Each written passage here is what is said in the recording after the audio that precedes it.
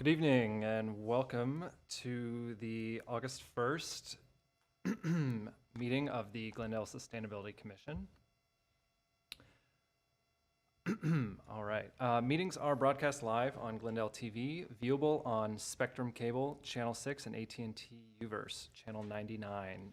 Meetings are also streamed live in high definition HD on the city webpage, glendaleca.gov/live, on youtube.com/myglendale, and on Apple TV, Roku, Amazon Fire, iOS, and Android devices using a free app called Cablecast and choosing Glendale TV from the menu. Meetings are also archived on the city website for viewing anytime at glendaleca.gov/agendas. Call 818-548-4013 for program schedules. For public comments and questions during the meeting, call 937-8100. Public comments on a specific agenda item will be taken when that item is discussed. If you have any questions about matters on the agenda or requests for assistance, please contact the city clerk at 818-548-2090 during regular business hours. And we have the roll call. Roll call. Commissioner Barshusov. Here. Commissioner Werner. Here. Vice Chair Kartunian. Here. Chairperson Bazemore. Here. Ex officio Sanchez. Here. Ex officio Ghazarian. And Commissioner Pinkerton. 1A, Pledge of Allegiance. All right. Pledge allegiance to the flag, the United States of America, to the republic for which it stands, one nation, under God, indivisible, with liberty and justice for all.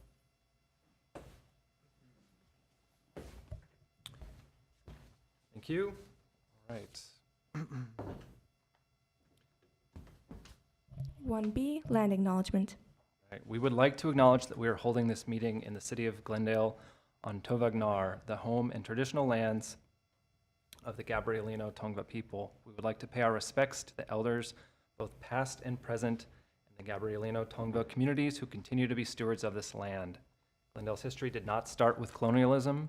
Indigenous communities have lived in this area and have been stewards of this land for hundreds of years and numerous generations. The Gabrielino Tongva communities and culture continues to grow and flourish. We encourage our audience to learn more about the Gabrielino Tongva tribe and many indigenous communities in California and beyond. To get started, you can find a list of books and resources at eglendalelac.org/Native American. Okay. What is next? 1C, Report regarding posting of the agenda. The agenda for the August 1st, 2024 meeting of the Sustainability Commission was posted July 29 on the bulletin board outside City Hall. 2, Approval of minutes. 2A, Approval of the minutes of the Commission's special meeting held July 8, 2024. I had one comment, it's a very minor edit. The word heat wave, I believe, is 2 words. It was 1 word in the minutes, and that was it. Any other comments or edits from the commission? Okay. Do we have a motion?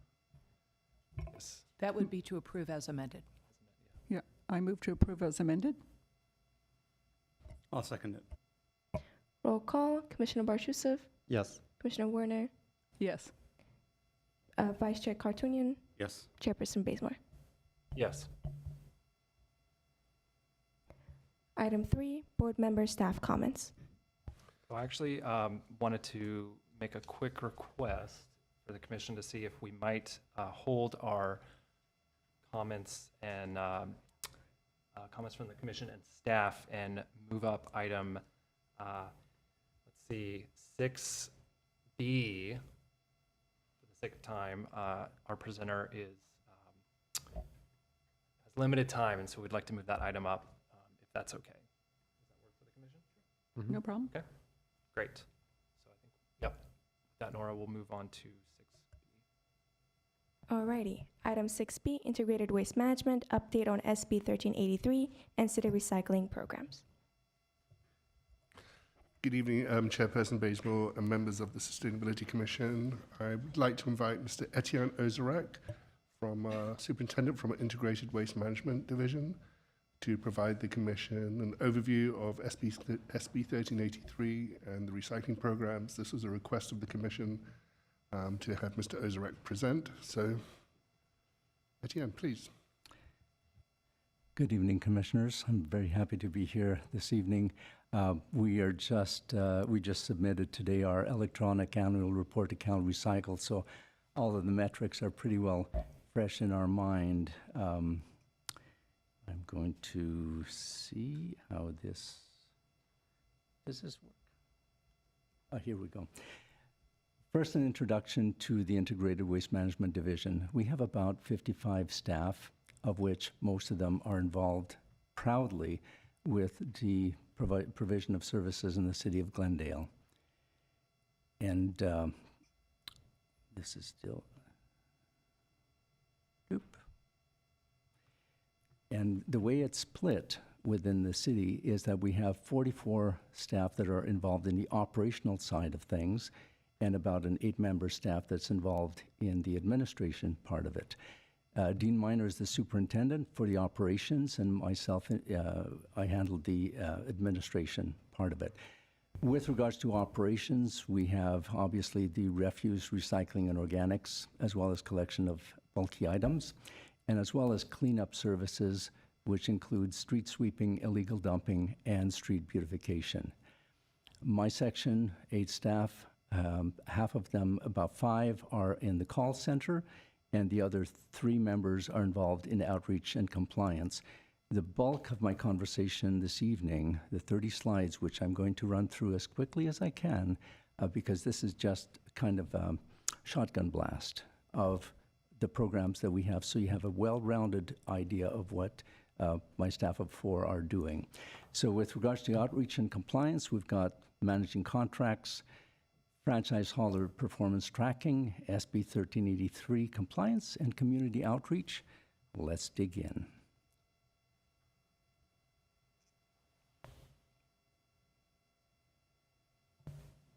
So with regards to residential collection services, that's under the purview of Superintendent Dean Miner. We do the 3-stream collection services: trash, recycling, organics, bulky items, street sweeping, and beautification. And also, we are going to be rolling out the cart replacement program in this current fiscal year, and that's probably going to happen in, I would say, sometime after November, between November and February, and those will be for the Thursday and Friday routes. So in the past few years, we've done the Monday routes, Tuesday, Wednesday. Now we're going to finish off the cart replacement in this coming year. With regards to commercial recycling commercial collection services, you know that we have a franchise program with the 4 haulers: Athens, Waste Resources, NASA, and Southland. And one of our chief functions is to determine the level of compliance for commercial generators. And this table shows the difference between when we started off. The first set of data was in June 2022. And now in January 2024, we're right now asking for the June 30th, 2024 data. We don't have that on our hand, but you can see that the progress on recycling has been from 72% recycling to 83%, and on organics, 80% and 94%. Now, I want to make sure it's understood here that what we're talking with regards to compliance is Cal Recycle's version of that, which means, do they have the 3-stream service? That's what we're talking about here. And as well, you can see there's a number of exemptions that are granted. I'm sure you're all familiar with the SB 1383 exemption program, which is for lack of space or whether they don't generate enough data, enough material to count as a generator. So in that respect, our level of compliance is 544 on organics to 4670. So we verify every single exemption request that comes to us. It's between the ourselves, the city staff, as well as the hauler that's providing service to the hauler in terms of whether they can be qualified as an exempt generator. Quick question. Yeah. Mhm. Is the exemption something that has to be requested? Or Yes. does that, okay, so The- your the- office doesn't automatically or do No. that on behalf? No, Okay, and it's, every single one is handled case by case Okay. and verified. It's got a desk verification as well as a hauler verification as well. okay. To feel right about whether a verification is substantiated or not. Thank you. And how many cases of that do we have here in Glendale? Um, How many exemptions are there? Well, of the total Oh, accounts. sorry, yeah, got it. Never Yeah. mind. Yeah. So you can see that it's, 600 total exemptions on accounts of 5,570. So, and this is since the start of the program. Thank you. Bulky items, we've also, this is a big monster for the city to handle because we not only have our own internal staff handling it, our collection staff, but also the 4 haulers. So we track this and have been tracking it since the inception of the franchise program. And you can see this is 2023 data. It shows that we're under 200, basically under 204 tons a month. This is 2023, and then the next slide will show 2024, and it's still under 200 tons a month. But for the haulers, the city as well as the franchise haulers, this is a big monster to tame. We're very proud that collectively we can get the stuff off the street, as well as what the operations are doing in terms of the street beautification, because that is a monster. So the question is, with regards to where does the stuff go?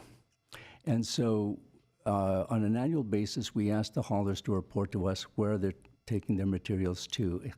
And this slide shows the aggregated map of where the 4 haulers, including the city, takes the material to. So you can see that in the central part where you've got Glendale as the yellow star, and slightly northeast of there is Shoal Canyon, but most of the material is going to, especially considering the closure of Shoal Canyon, the material will be directed more towards the bottom right, which is Puente Hills facility.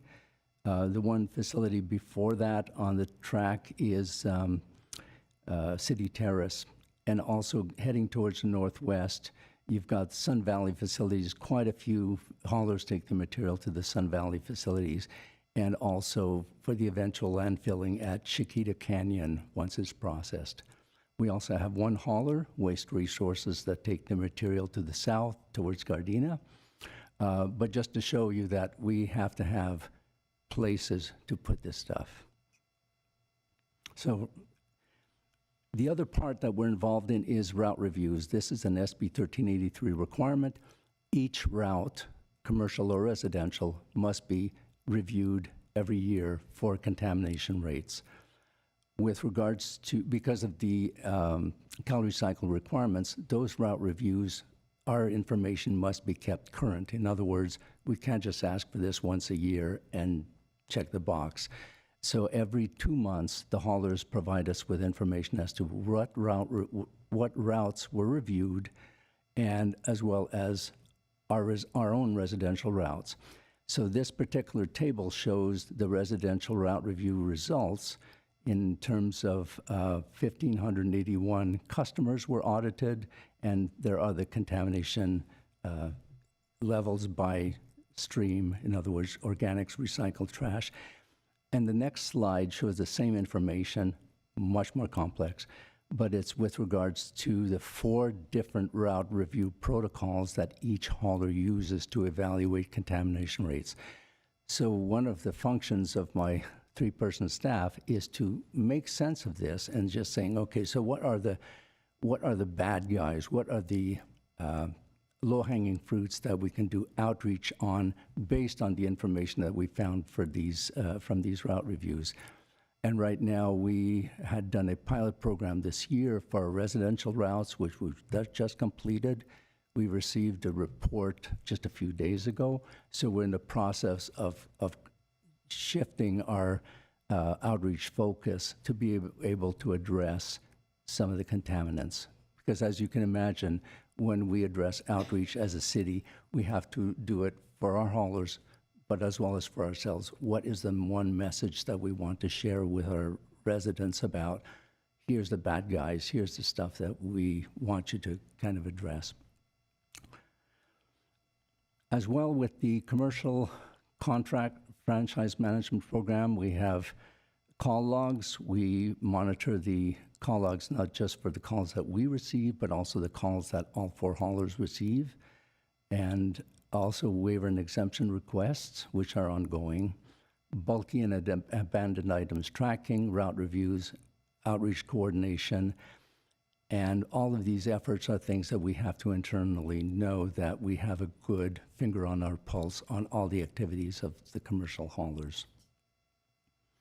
With regards to our outreach call center, and maybe I should take a deep breath right now and ask if there are any questions up to now. We're Well, good? I'm gathering a list of questions. Good, right, and- yeah, And right. hope that we can revisit some of these slides. But since Absolutely. you asked on this slide, maybe you'll get to this, but this is the call center for the city, or does this also include the franchise city, haulers? for the city, and we also get reports from, monthly reports from the franchise haulers. And that's included in these Yes. totals here? Yep. So our call center, that's a 5-member staff, they schedule bulky items and miscollection pickups. And a year ago, we transitioned into a system where if we get a caller and it's really not our services, it's really a franchise hauler question, we record it, and then immediately an email gets sent to the hauler. So they have a chance to address it immediately. So if it's a miscollection, bulky items, it goes straight to the franchise hauler for them to respond. Before we implemented that system, we had this complicated liquidated damages program that if they didn't respond within a certain number of hours, they were assessed liquidated damages, and we eliminated that completely so that they get the call, they can respond to it directly. But we still keep track of the number of calls we received, and as you can see from inception of the program, when there was 51,000 calls, it's gone down to about 35,000 calls. It's about 5,000 calls a month, roughly, top of my head. Question, I'm familiar with the residential bulky item pickups. Yes. Because, I place the order on the app or online. How do haulers handle it? Do the commercial accounts, do they place the order with city and the city places it with the hauler, or? Not necessarily. It really depends who receives the call. If their customer calls them directly, we're not involved with that at all. Okay. In terms of responding. If the call comes to us, instead of saying, you need to call your hauler, we just say, we'll make a note of it, we'll inform your hauler, and the request goes straight to their hauler. Okay. Now, if a resident places the ticket with the city, as long as they place it within, I think it's 48 hours prior to trash pickup day, it gets picked up. Is that the same Yes. setup with the haulers? Yes. Okay. That's all. Thanks. Mhm.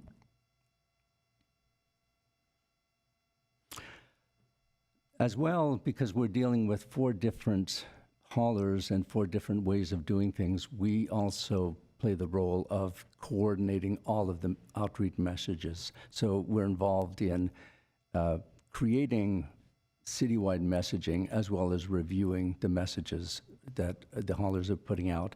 We're also involved in community events as well as the haulers, such as the Earth Day, Cruise Nights, National Night Out. Our haulers are really excellent partners with regards to outreach. We also last September implemented Recycle Coach, which is one of those what goes where, type it in the box, get your answer.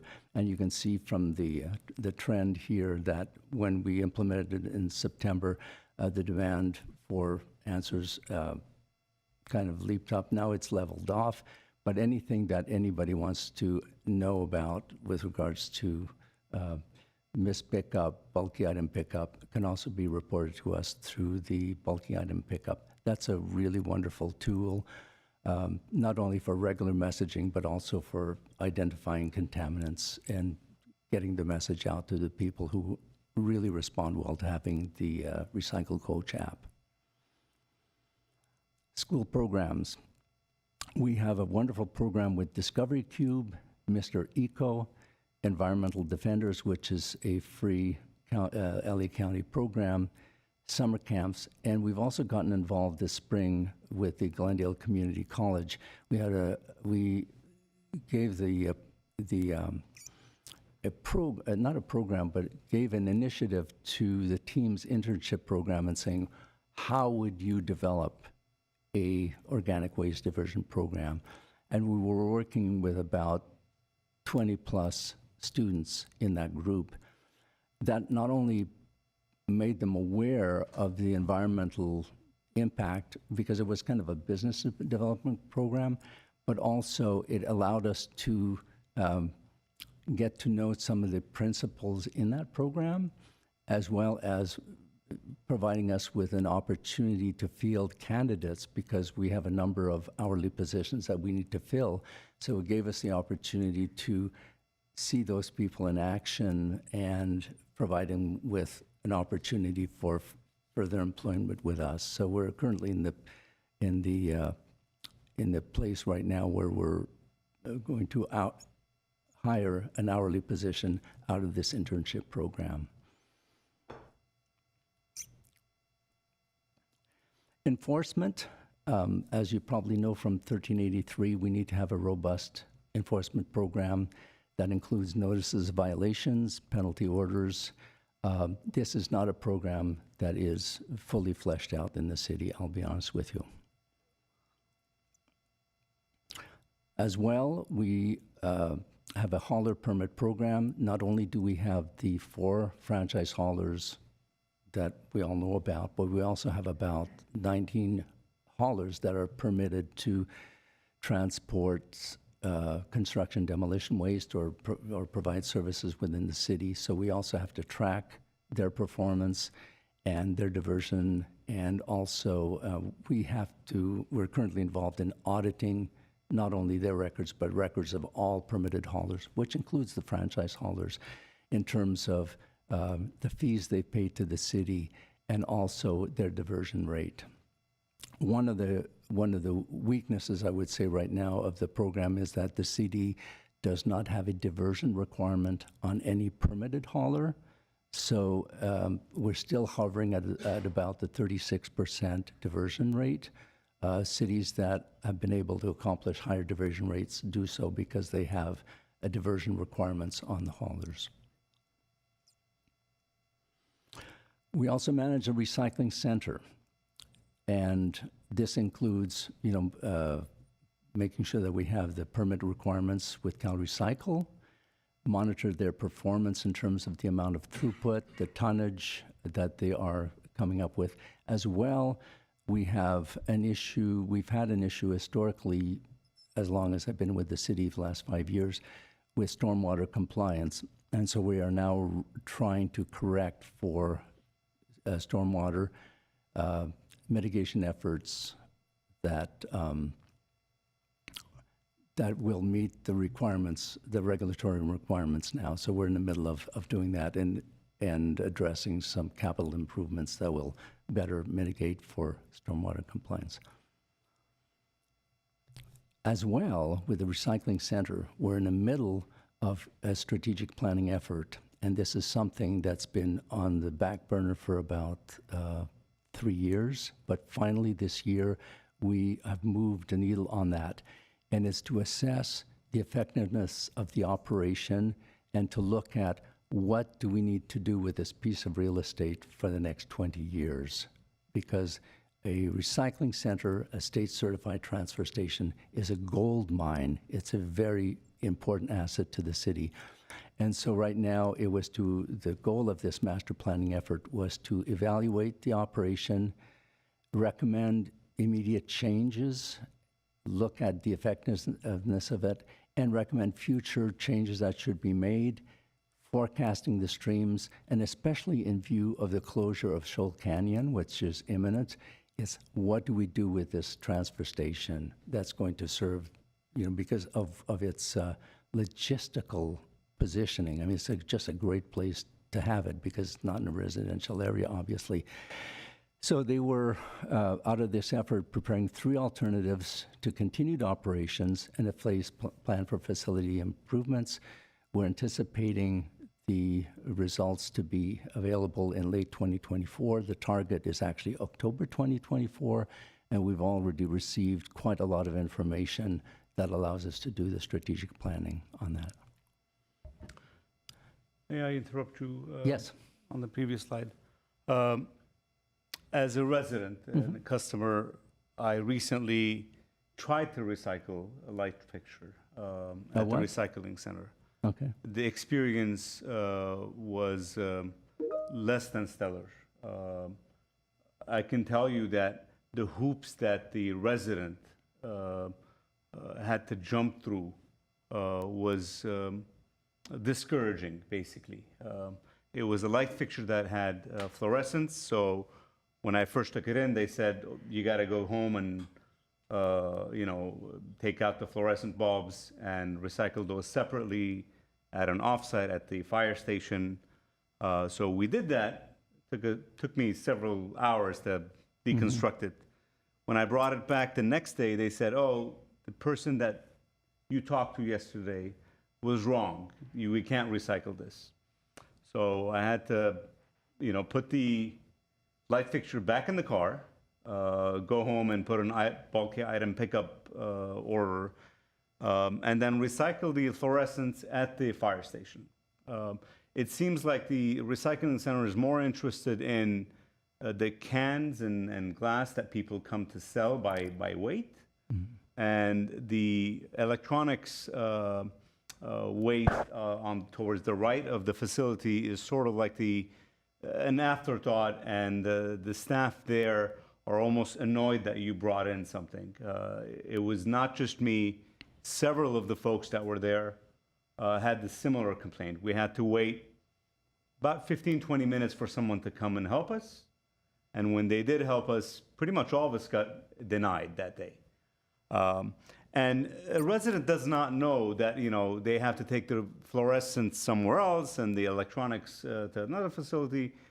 It's almost like if you make them jump through these hoops, they're just going to throw it in the trash. And we're all going to suffer from the environmental effects of throwing fluorescent bulbs in the trash. So I strongly recommend, since you're reorganizing it, look at changes and co-locate the light bulb recycling facility that the fire department manages now at this facility. Even if it is open, I think it's second Thursday of every month, something like that. Yeah. Which, how would someone know? And if they have fluorescents, they're gonna have to keep it in their garage or in their car for several weeks until that day comes, and hopefully you don't have other family obligations that day, because otherwise, if you miss it, you got to wait a month. Yes. So let's revisit that. Let's not make residents jump through hoops, because all that's going to do is they're going to take the easy path of just throwing it in the trash, closing the lid, and problem resolved. Right. We have to find ways to make it easier. Yes, especially on electronics and universal waste, which is completely different animal, I agree.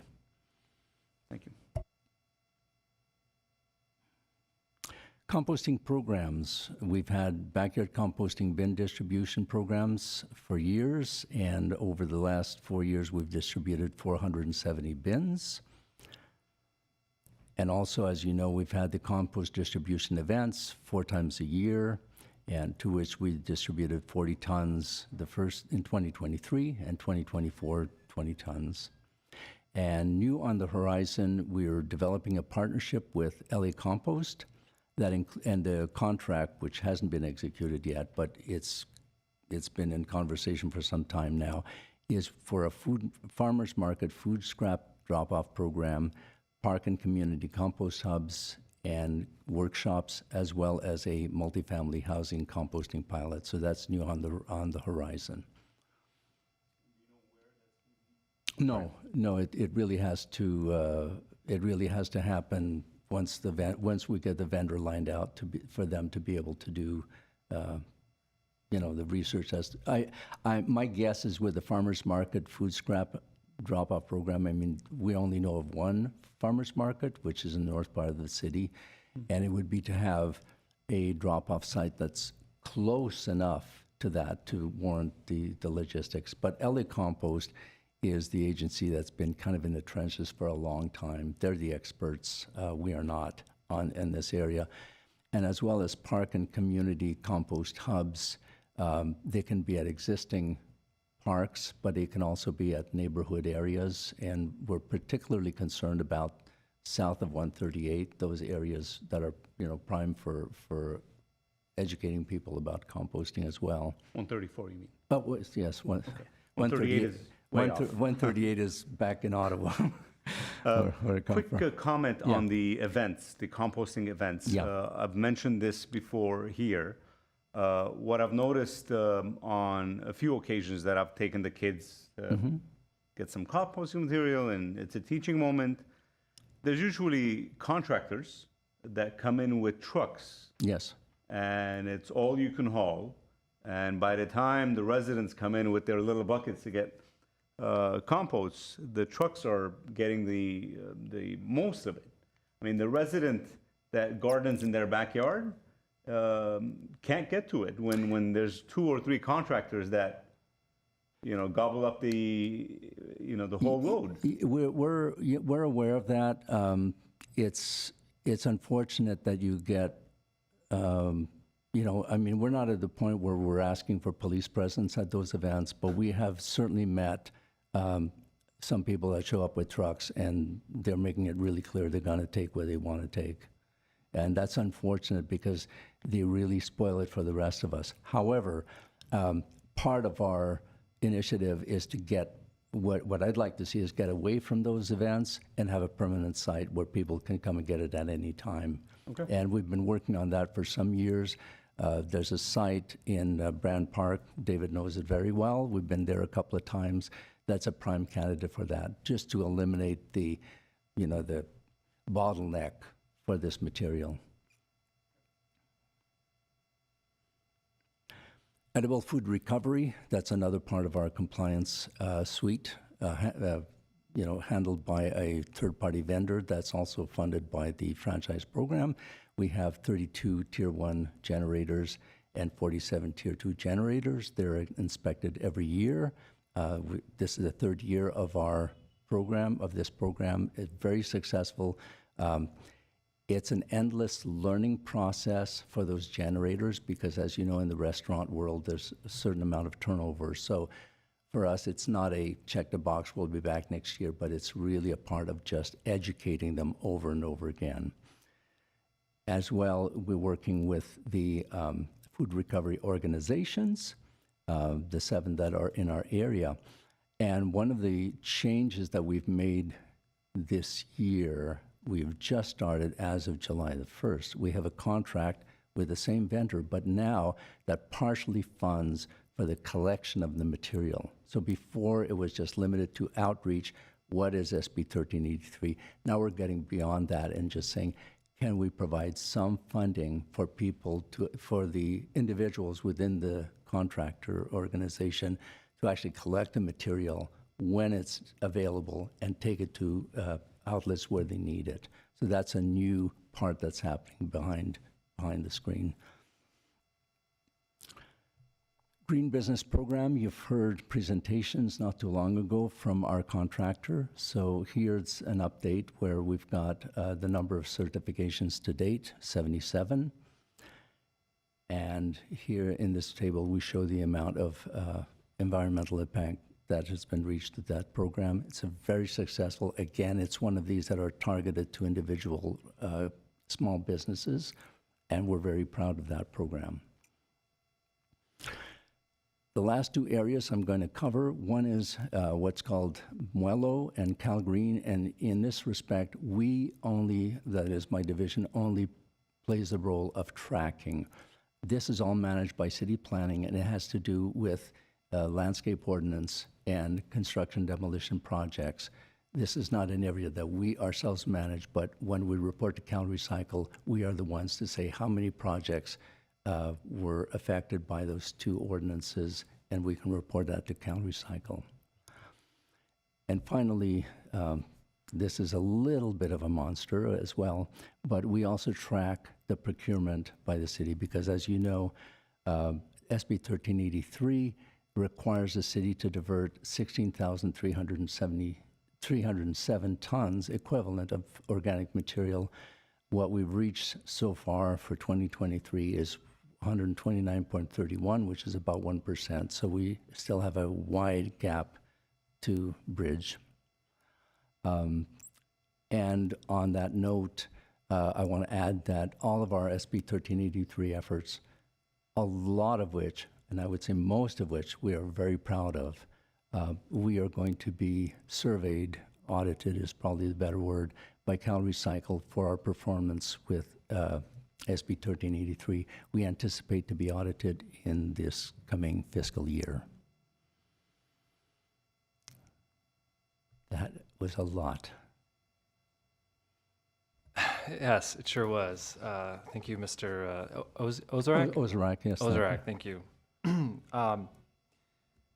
I certainly have a list of questions. This is a topic that's very near and dear to my heart. I imagine some of my colleagues do as well.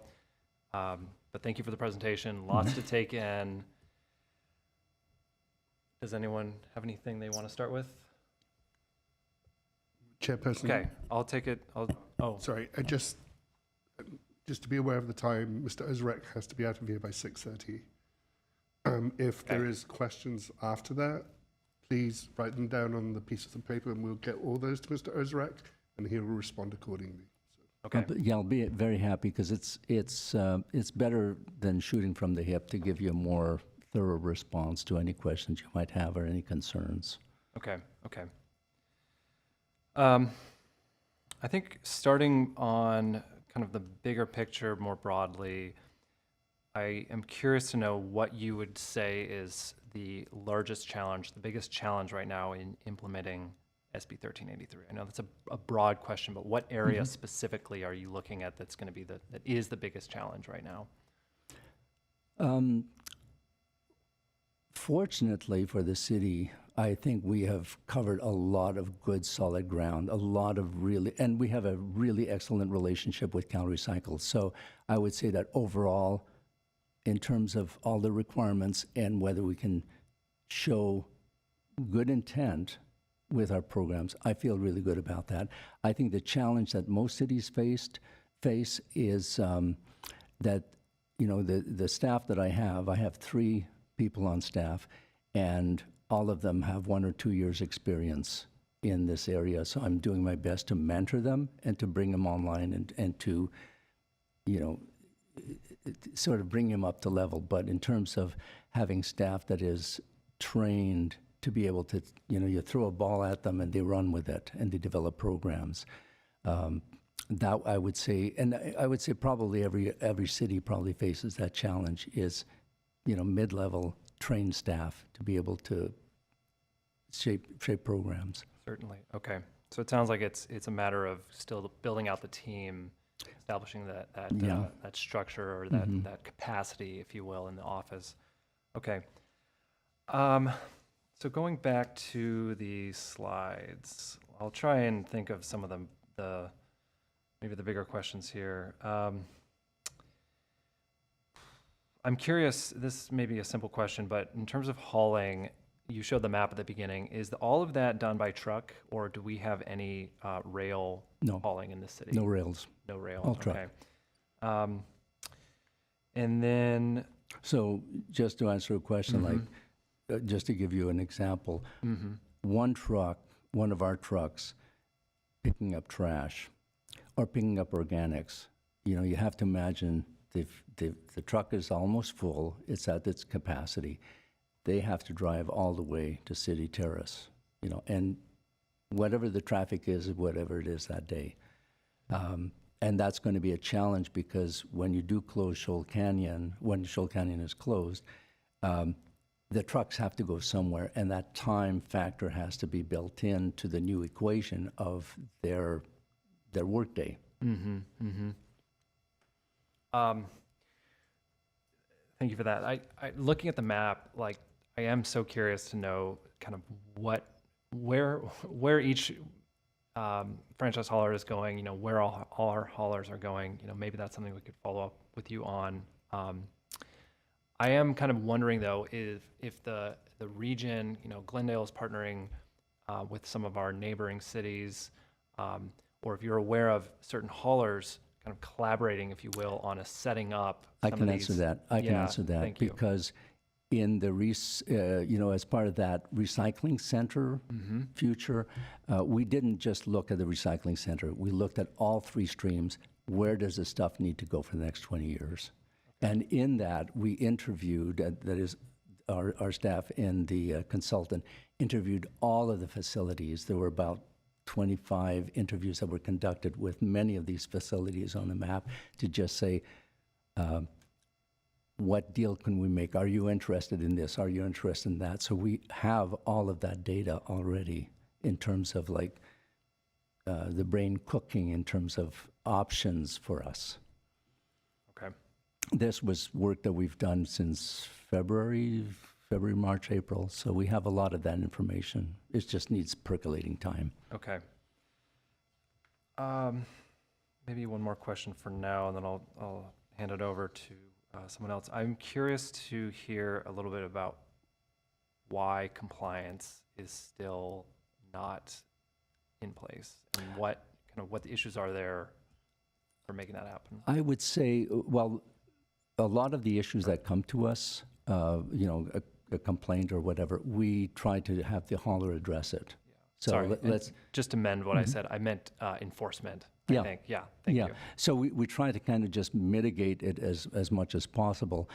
If it needs to be escalated, it goes into code enforcement. And that's not an area that we have any control over. So there's a partnership that's built up. But right now, I would say that there hasn't been any, because you're talking about escalation of an issue or of a relationship with a customer. There really hasn't been a lot, but it's not a strong program in terms of, and also because my data with the electronic annual report is for 2023, enforcement only began January 1st, 2024. So it's still a program that's taking shape, but isn't fully fledged. Okay. Well, I guess one kind of anecdote I'll share, because I used to live in a multifamily residence that was serviced by one of the haulers here. I won't name names, but I discovered early on with the green bin that what would happen is I noticed this once, that there was a violation or whatever, a warning that had been placed on the green bin reporting that there had been contamination. And the following week, the green bin was different. It was a completely different green bin. And I've since noticed and continue to notice that what happens is the hauler will often come and pick up the green bin, dump it, and then actually drive down the street with the bin on the back and then swap it out with one further down the street. So they're being rotated. And that just, and then also, given that it's a multifamily building, leaving the notice on the green bin, I feel like it's not the most effective way to communicate to a large building with multiple residents. Right. That should absolutely be going to the landlord, the building owner, the building manager, to be communicating that to all the residents. So I'll just give that as one piece of feedback, because I would like for this to be something that the city and the haulers are starting to kind of turn the dials on a little bit to really place some pressure on residents, because it is disappointing to see, as someone who is very dedicated to sorting, a lot of contamination still to this day in the I bins. agree. I'm very aware of that. And two of the efforts that we did late last year, one is we issued a multifamily property manager's packet that was mailed, surface mailed. It was an 8-page document with stickers that you can actually use, excuse me. And we sent about 2,700 of those mailed to the property managers. We also did individual tenant flyers that all of the four haulers had to deliver to the tenants. So we can only do so much in terms of legislating goodwill, because that's kind of what we're trying to do. But I think the part that's missing, and I know that it's been noticed in the city of LA as well, is that unless you put diversion requirements on the haulers and saying, we're going to hold you to X%, you have to find it. Our diversion rates are low for commercial, lower than they should be. So for example, if you're a customer and you have 5 4-cubic yard bins for trash and 1 cart for recycling and 1 cart for organics, you can tell it's not really in balance.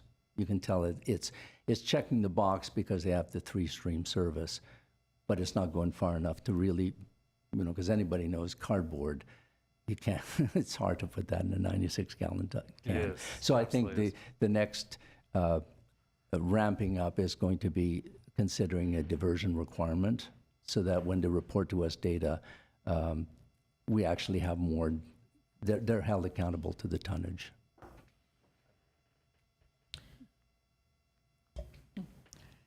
I had a question. Part of it's to verify what I already heard from one of the vendors was at cruise night, and I had asked them, because my neighbor association board, everyone had a different assumption of what happens to the organics that are in the plastic bag. I thought it just gets mixed in with the green waste when it gets to the facility, and then it comes back as organics, but some of them thought some of it ends up in landfill or just different things. And the person at cruise night said it eventually gets mixed together, and I said, well, why are they putting it in a bag then instead of just It's throwing it in really there? not being mixed together. And actually, if we go back to the map, and it's possible that the person who spoke to you really didn't know, but on the map where you can see the 2 yellow stars at the bottom, okay, that's where our material, our organics are going. The first star, just east of where it says Los Angeles there, or on the right of where it says Los Angeles, that is a transfer station. At that facility, the truck goes there, dumps the stuff on the ground, and those bags have to be removed, and they go to the second star. And the second star is the Puente Hills Material Recovery Facility. And so there is no mixing at the same point, because you cannot process green waste, that is, limbs, branches. You can't process that the same way. You can't turn that into a slurry. You can't turn that into a sludge. And that's what needs to happen with the food. And that's why, in our case, we know that at Puente Hills, that food, that bag gets ripped up, and all of the stuff gets converted into a sludge. Okay. And you can't expect that from branches and limbs. Well, plus from a sanitation standpoint, I don't know if I want to put other people's garbage on my vegetable garden or something like that. They would have to test all that, right? So, Yeah. So what happens to the sludge then? Most of the sludge that's processed especially when you're looking at south, goes to a anaerobic digester. Okay. Digester, sorry. Okay. It doesn't get converted into compost. Okay. It sounds like, yeah, some thought it was a landfill, some thought it's all in one thing. So it sounds like all of us were wrong and it goes to a digesting facility. Well, So, I think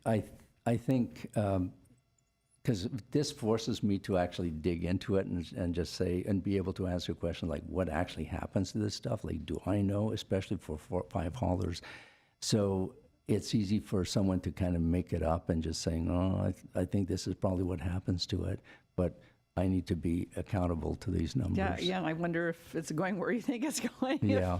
If they're Yeah. telling me one thing and it's something else. I but mean, the okay. Puente Hills facility, the one on the right, as well as the Sun Valley one, which is the yellow star on the left going towards Chiquita Canyon, they're incredible facilities. We've visited them ourselves, and we can arrange for a tour of those facilities, but to see what happens to that smelly, putrid stuff is both sickening, at the same time kind of just incredible.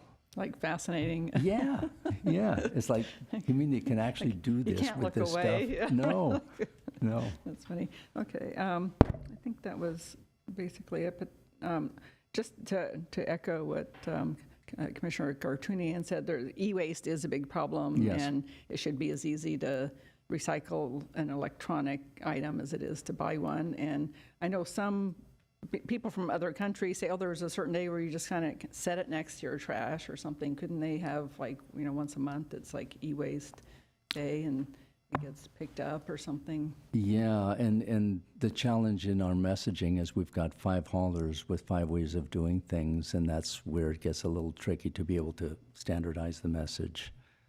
But for the, maybe the single family that's picked up by Glendale, could we at least do that?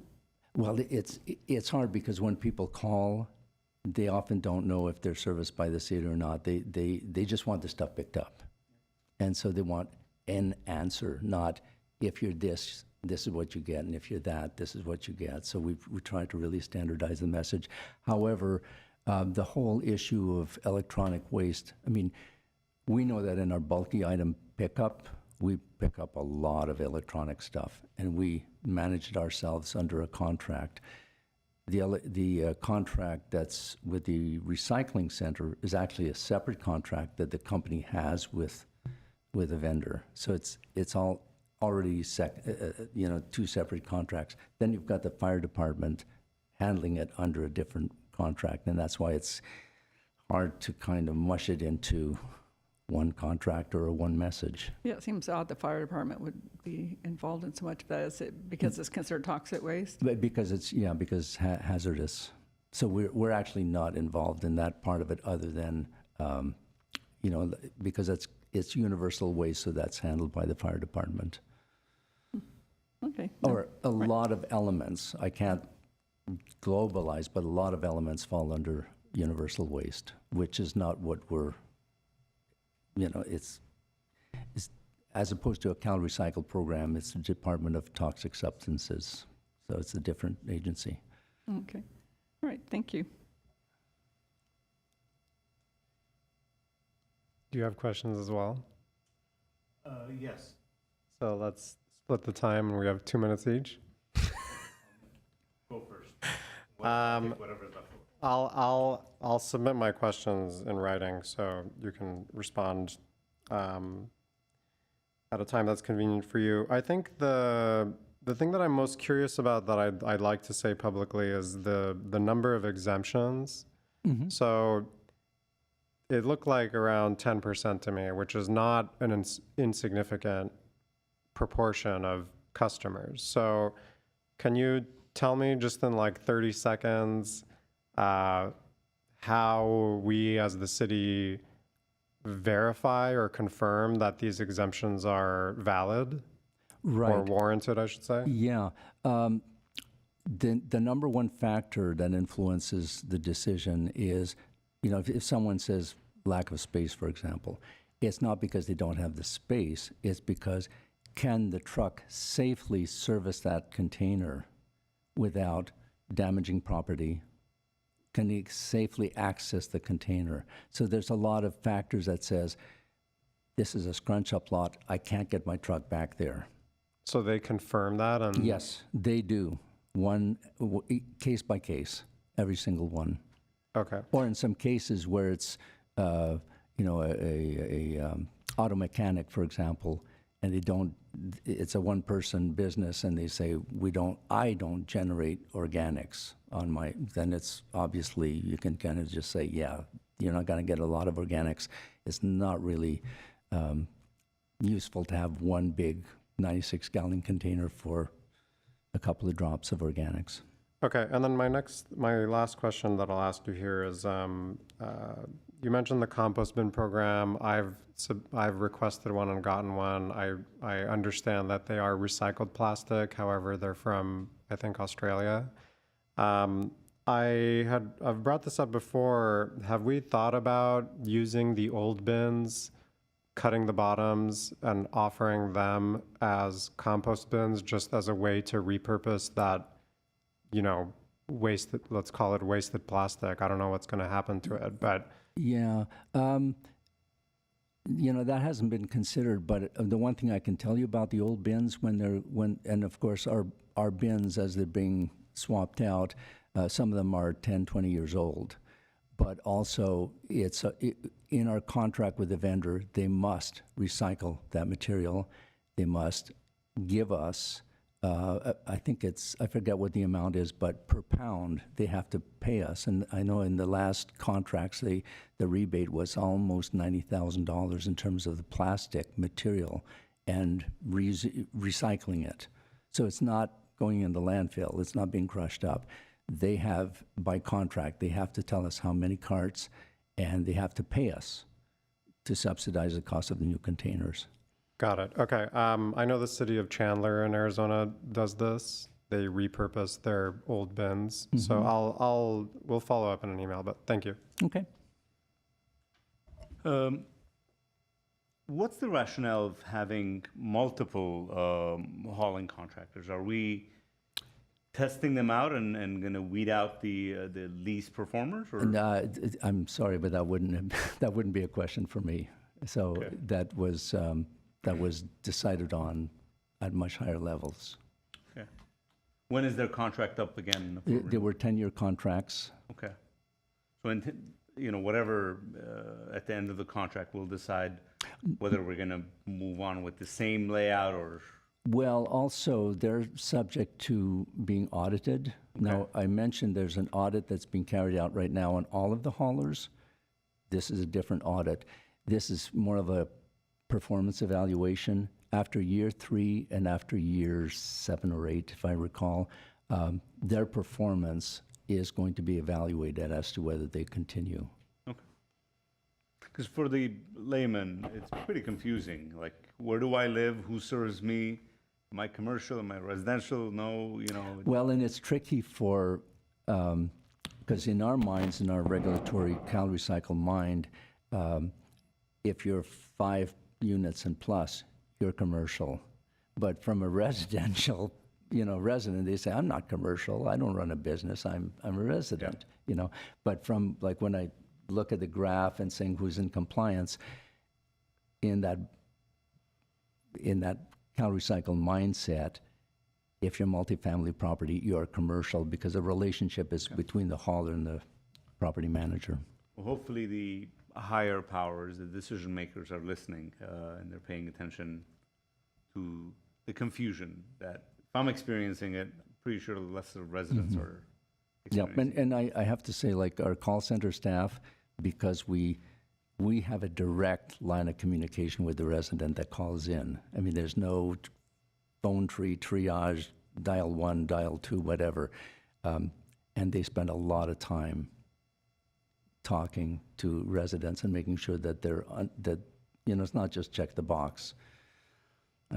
I'm proud of my staff, and the city should be proud of the staff. I mean, how these guys do it for, some of as long as 20 years, answering the phone and answering questions. Great, dedicated staff. Wonderful. Well, thank you, I hate Mr. to be Ozarek. rude, but we have to let Mr. Yes, I Ozarek was going to catch his say. train. Okay. Right. Thank you very Thank much you. for your time. Thank you. Yeah, thank you.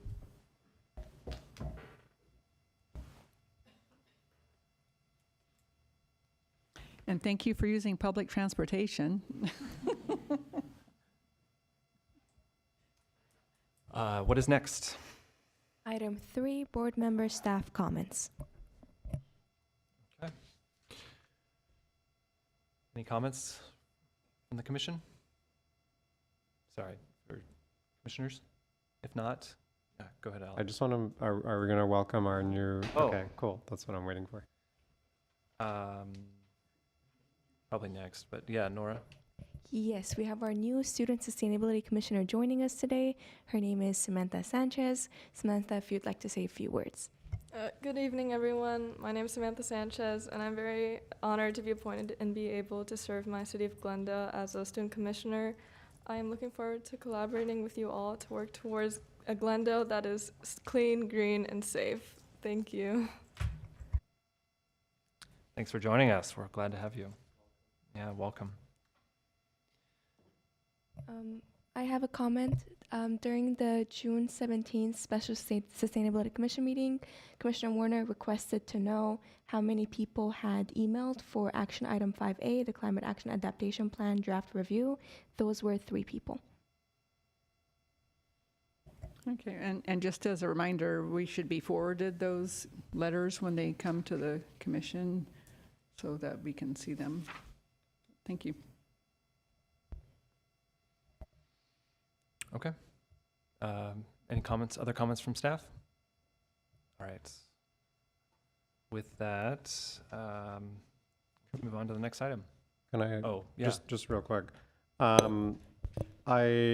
think I've brought this up to different staff at different times, outside of the sustainability office, David, so I'm not picking on you specifically. But I was at Cruise Night this year again. Great event. I love how we're able to close the street, even if momentarily, to have an amazing time outside during a very lovely summer evening. The thing that really irks me about that event is that we continue to use generators to light up the street.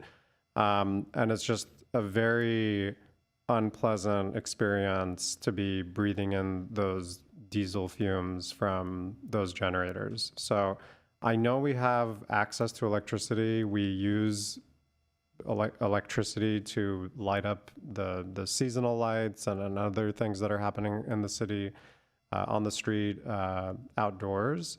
So I'm really hoping that, whether these are rented devices or things that are in our inventory, that we start to phase them out. So I'll put that out there again. I believe I've mentioned it directly to the Parks Director as somebody who manages that event specifically.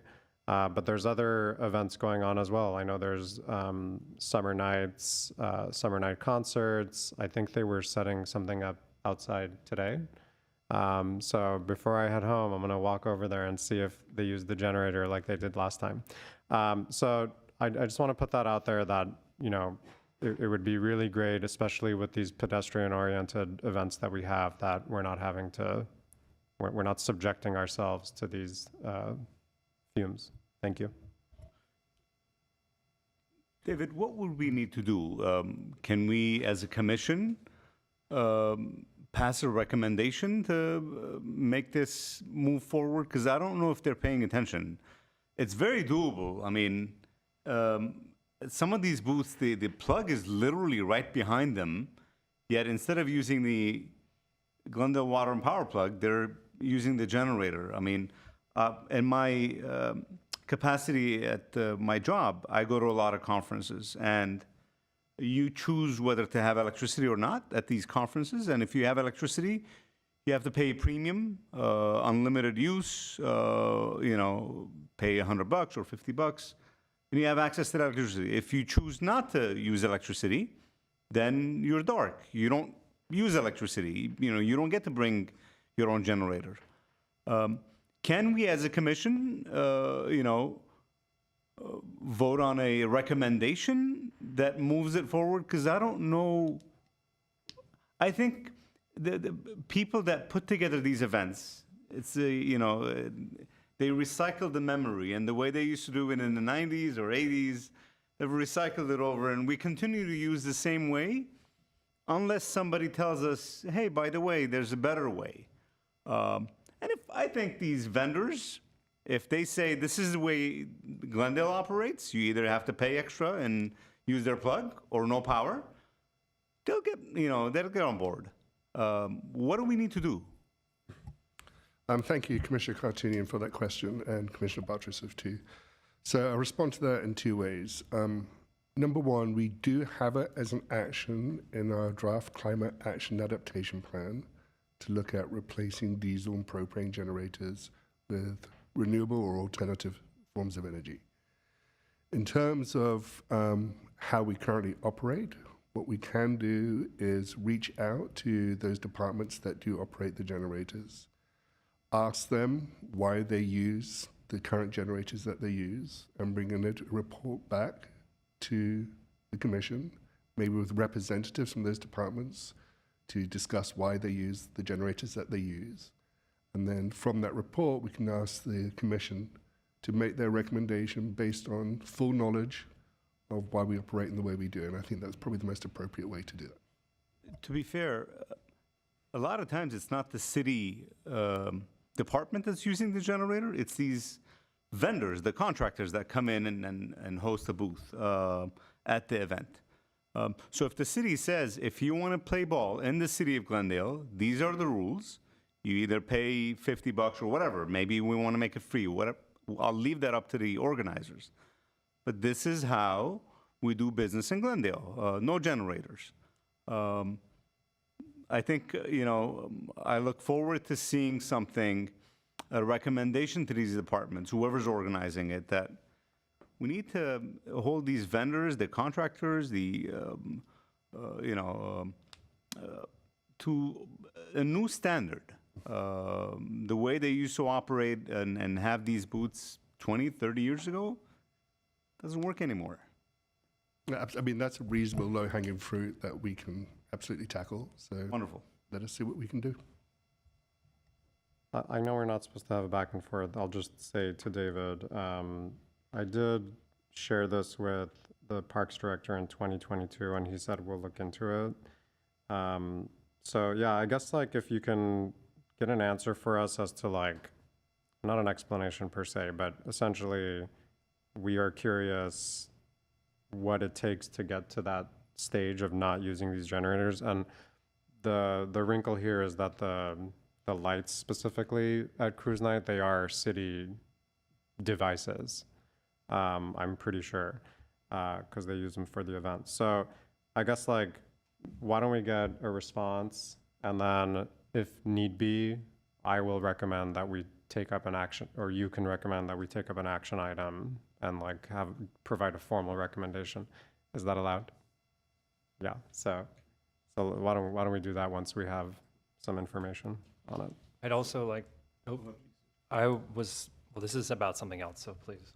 So the way it works when I go to these conferences, they'll ask you, these venues, the convention centers, they'll ask you, what amperage plug are you seeking? 5 amp, 10 amp, depending on what you're going to power. And it's a flat fee, because there's no way they're going to put a separate meter for your booth. It's a flat fee for a 5 amp, let's say $50, and that's it. It's unlimited use. If you go beyond that, obviously, you'll trip the breaker. But there's a way to measure it.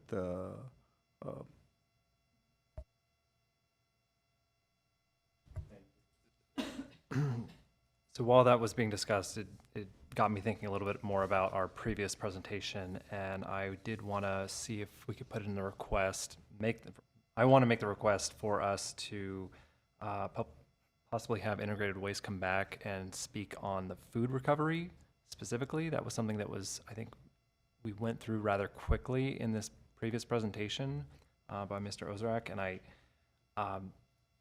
honestly wish we had had more time, because I do think we could have had a more rich discussion, and certainly if Commissioner Pinkerton were here, I know she would have had a lot to add to this as well. So that was a topic I did want to ask a little more about, so if any of my commissioners would second that, I suppose. Yeah, I would second that.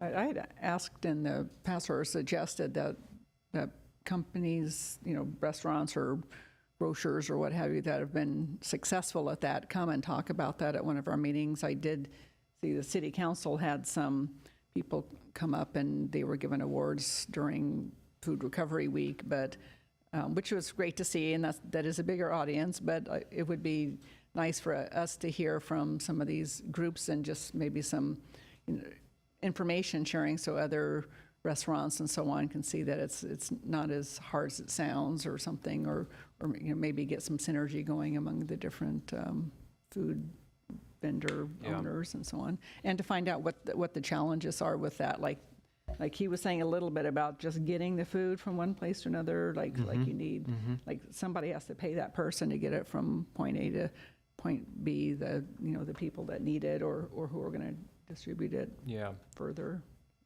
So I think specifically if this could be maybe the program manager or whoever it is, the staff representative that's in charge of this, that would be great, just so, they've got their hands on it a little more closely. And then I suppose, if they can speak to the experience of the contractors that are handling this, that would be great. But I'm trying to think if it would be worth having potentially one of the contractors or organizations representatives here, maybe to speak about their experience, like we were just discussing. It might be informative. So,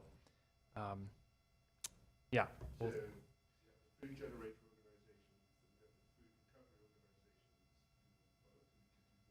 Food recovery. I think more specifically the food recovery. Yeah, not so much the food generators.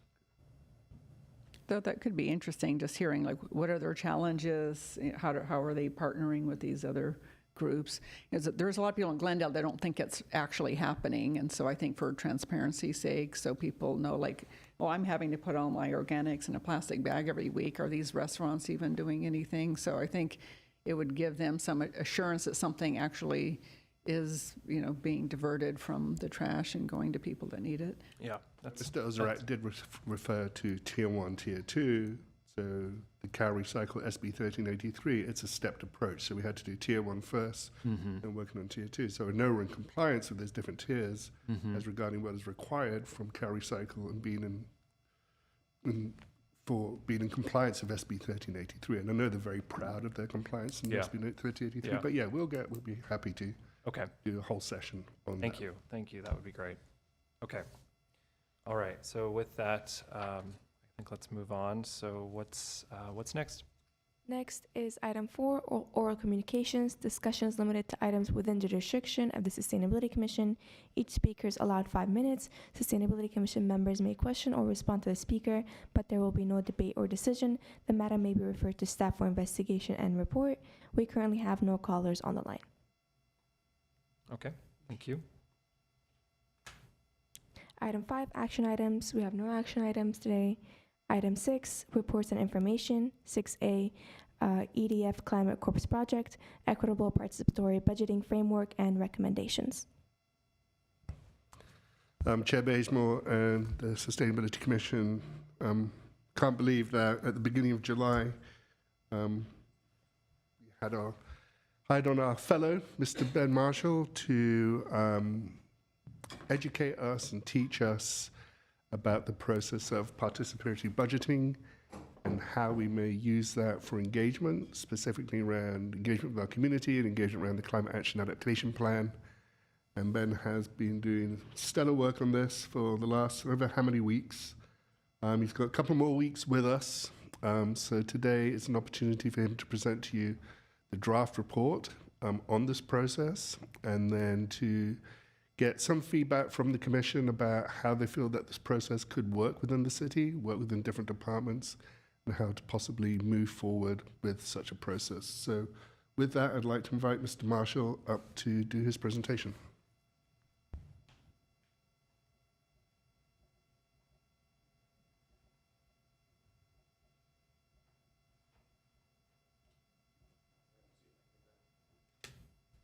See if I can get the clicker to work here, but thank you, commissioners, for inviting me back to present my findings around participatory budgeting and how it could be utilized in the city of Glendale. So I'll hop right into it here. There we go.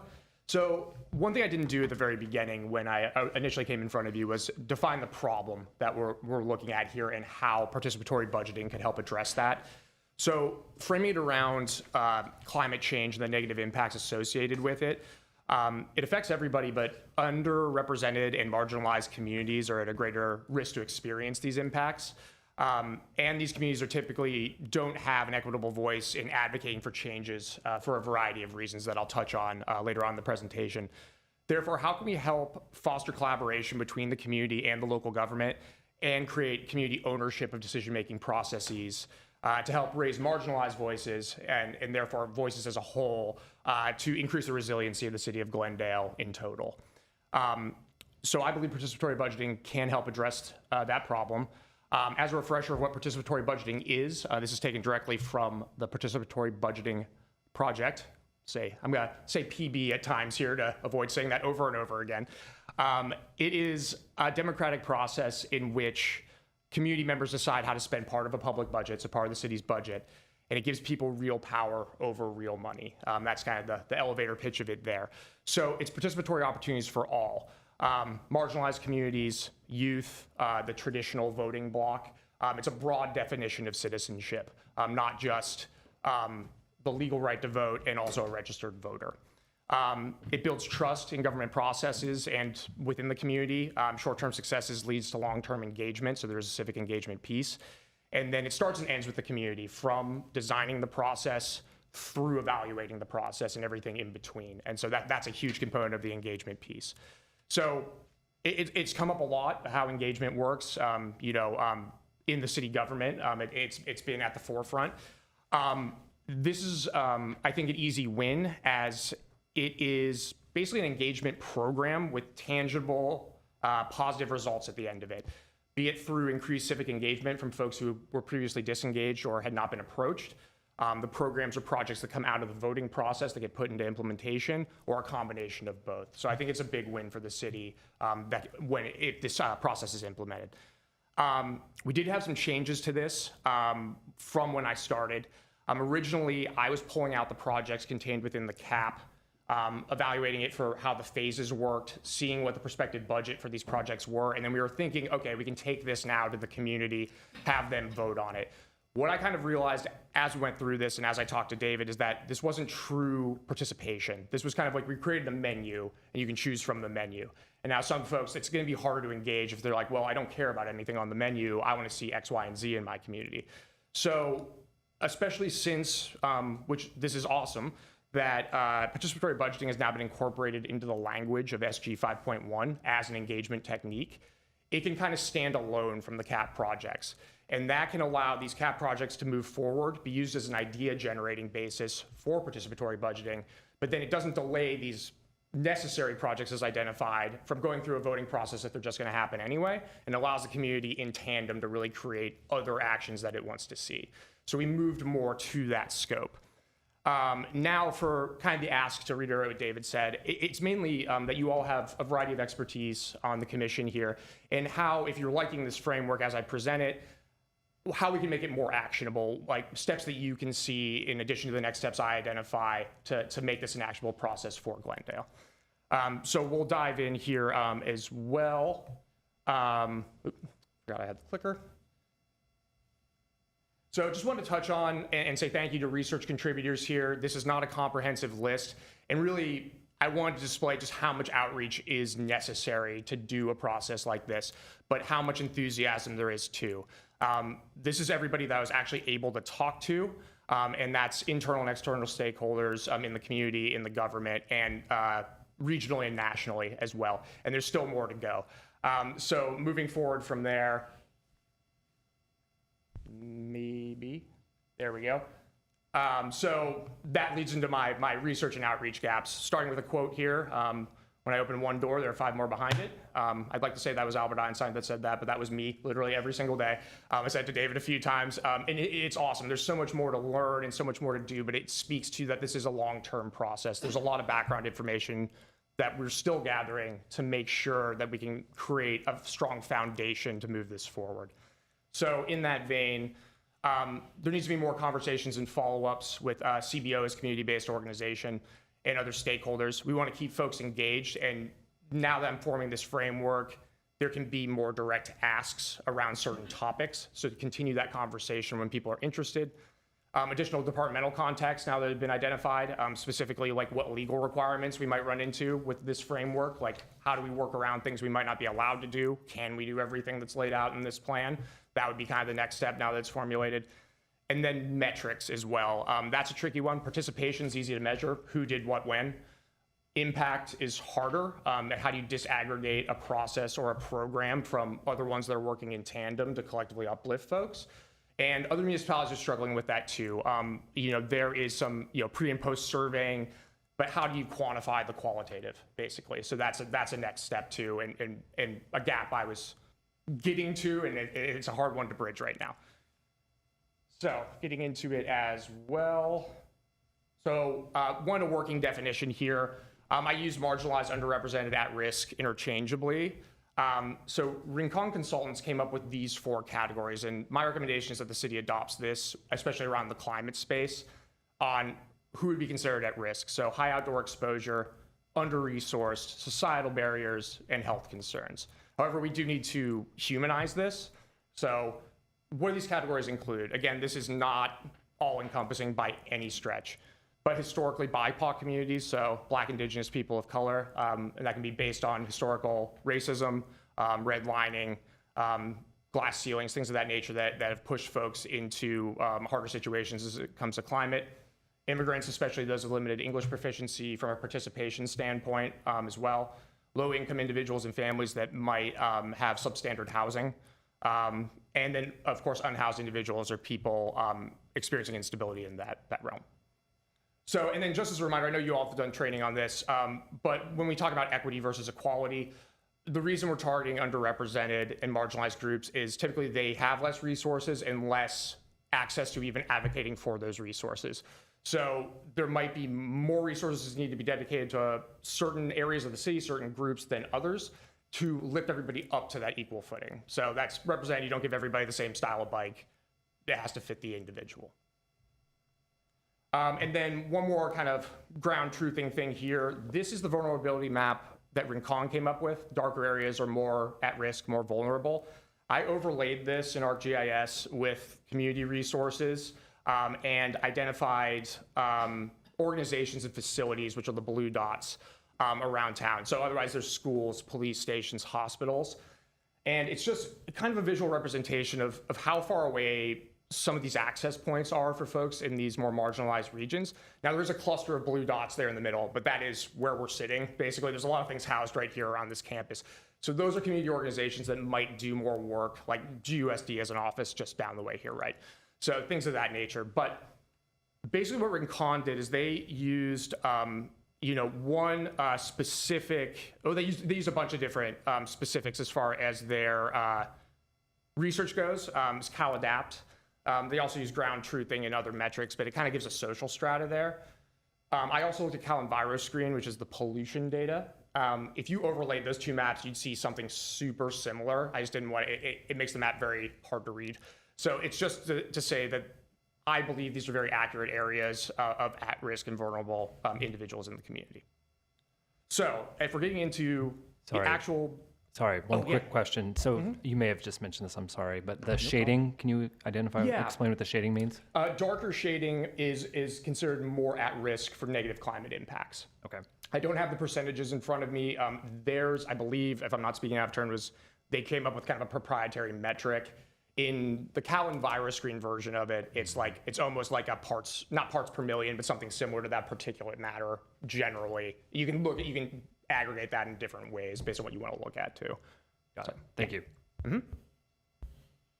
And yeah, I don't know if you have questions, please feel free to ask me, or if you want me just to go through, however, whatever's best. I know I'm talking quickly here. I don't want to take up too much of your time as well.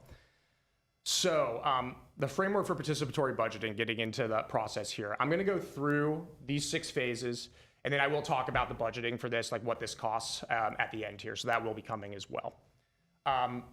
This image comes from the Participatory Budgeting Project. Again, they're basically the primary national nonprofit and consultant that has helped bring this to the United States. They have worked with every municipality I have researched, and then some. They don't put evaluation as its own bucket. I thought that was important to include by itself.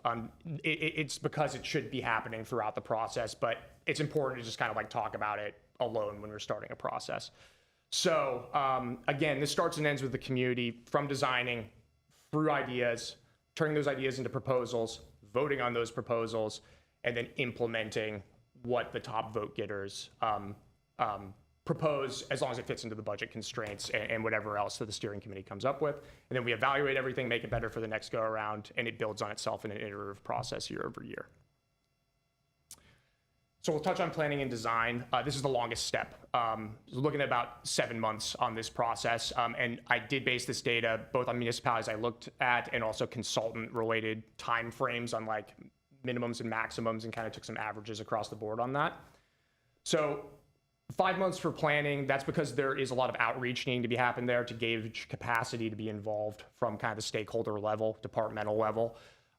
We need to confirm the funding first and foremost, because that will be publicly available. We need to be able to phrase that to the community to be like, this is the money you are going to get to decide on, because you don't want to say one thing and then it comes back to something entirely different, specifically if it's less. If it's more, great. But we also want to form the steering committee. Those are the folks that are going to really design the rules, policies, and procedures around participatory budgeting, who's eligible to vote. What are our guardrails beyond climate? Like, do we do infrastructure? Are we going to hear those ideas? Are we just going to do programs? So there's a lot that can be played with there. And then ultimately creating that rule book that will be publicly available and be basically a living document updated year over year. So my recommendations based on my research is that the steering committee should be around 8 to 12 people, representative of program managers or advocates from nonprofits, community-based organizations doing work like this within the city. As well as community at large, not just limiting it to that, so people have the capacity to be involved, and then youth as well, even that's just a youth advisory committee. Budget delegates, those are the folks that take ideas and turn them into proposals. 5 to 7 seems to be a great number there to be able to divide up ideas and really work the language, combine ideas as necessary. And that is a good number that doesn't get necessarily too many cooks in the kitchen as far as like really formulating language there as well. And then if there are committees needed, say there's a lot of ideas that come in under transportation, under infrastructure in some way, you can bucket some of these ideas coming that way, and then you can get groups that work on like one specific grouping of projects just to hone in focus that way, and then steer that towards the proposal makers in the budget delegate bucket. Again, it all comes to that comprehensive rule book. Moving on from that, how we get those ideas from the community. I put 3 months for this. It could be more limited to like 2. However, in the first iteration of this, I think there's going to be outreach and then more outreach. It's like, we're doing this, now here's some more education. Now you've had time to think about it and generate ideas from here. So it's going to be kind of that collective effort. So that's really forming events and partnerships with our community-based organizations, meeting people where they are. And again, and also forming an online platform too. We want to open up both in-person and online options for this as well. That online platform could also serve as an educational piece, and down the line help with the voting process as well. So it can be a multifaceted component. So we want to create some standardized language. This is what the city of Vallejo put out in one of their ones from 2022, just easy buckets of like, you know, they had some drop-down menus of like, what does this fit into? Who's it going to affect? Do you have some basic numbers of what you think it would cost from a layman's perspective? And then it gets refined later on. I think we should accept both program and infrastructure ideas. Infrastructure is going to be highly unlikely based on the budget I'm going to propose, but it would limit, I think, the creativity process, and also it would limit the voice of like, hey, if there's an infrastructure project the city really wants to see that keeps coming up to us, we can be like, well, we can't fund it, but hey, city council, whoever department, maybe this is something we look at as a long-term project, right? So it still builds on itself, engenders that trust. I already said this consistent language, translation interpretation comes across the board. So, you know, minimum Armenian, Spanish, Korean, English, and making sure that if we advertise something in one language, a person can show up to something and speak in that language as well. These are pretty low-hanging fruits for engagement, and something I think we can definitely accomplish.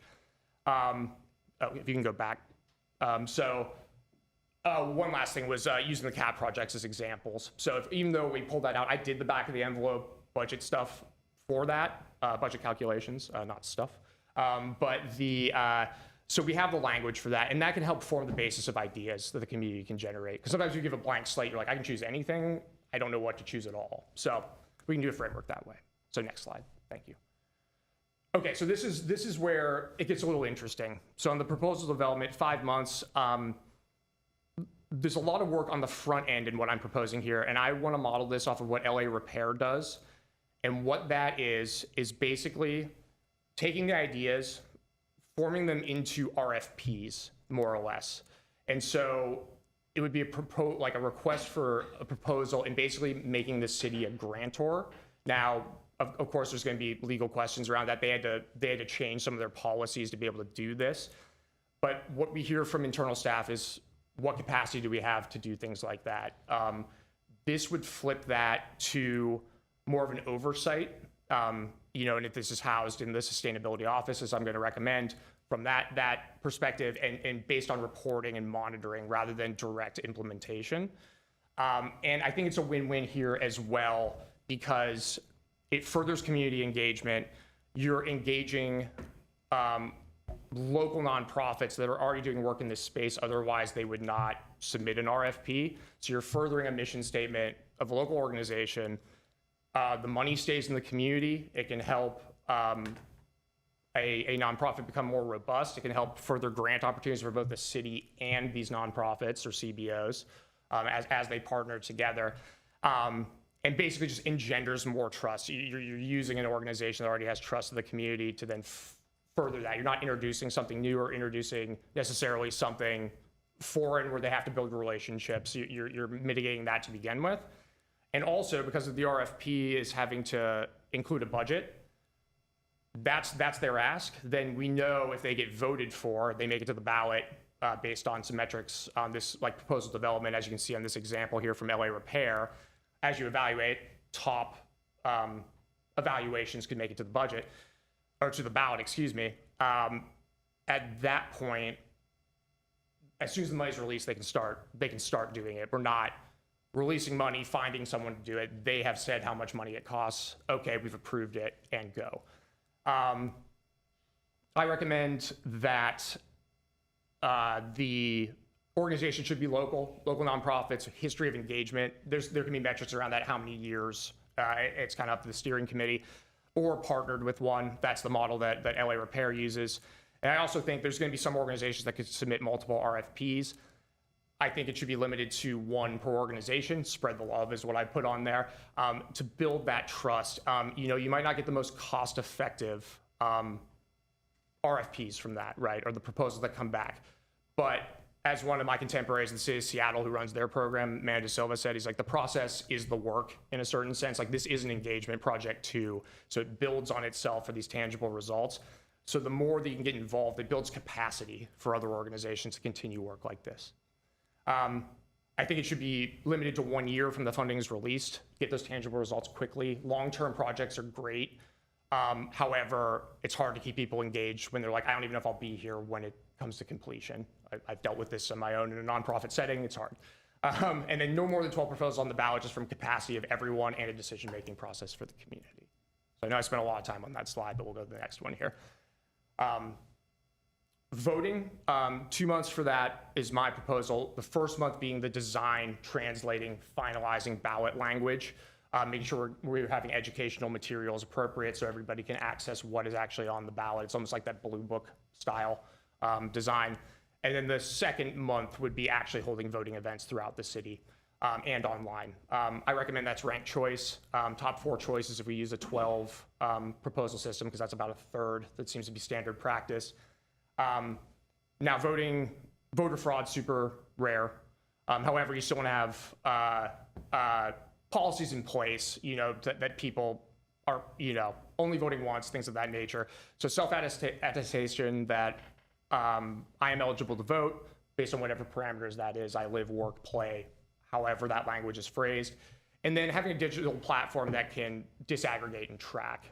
So digital fingerprinting basically as well. So if there is something that comes back that looks questionable, it can be cross-referenced against in-person voter data. This should also be held at a variety of locations, again, partnering with our CBOs and at hours that are conducive to people, so not making people take off work, travel far distances. That would defeat the purpose of what we're trying to do here with this program.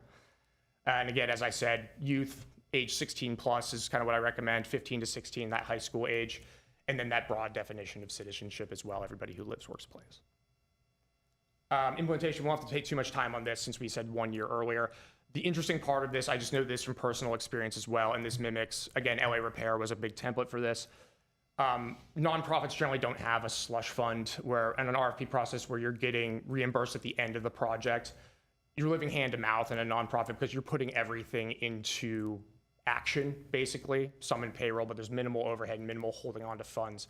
So to not put a financial burden on the partners we're trying to work with, I would propose that we give out a portion of the funding up to 50% as soon as it's allocated so they can start running with the program or project that they are doing. And then based on the reporting and evaluation by the Sustainability Office, by the oversight, or when a certain amount of spend down is complete, then the rest of the funding is released. So we can still evaluate it, but it doesn't put undue financial pressure on folks that we're partnering with.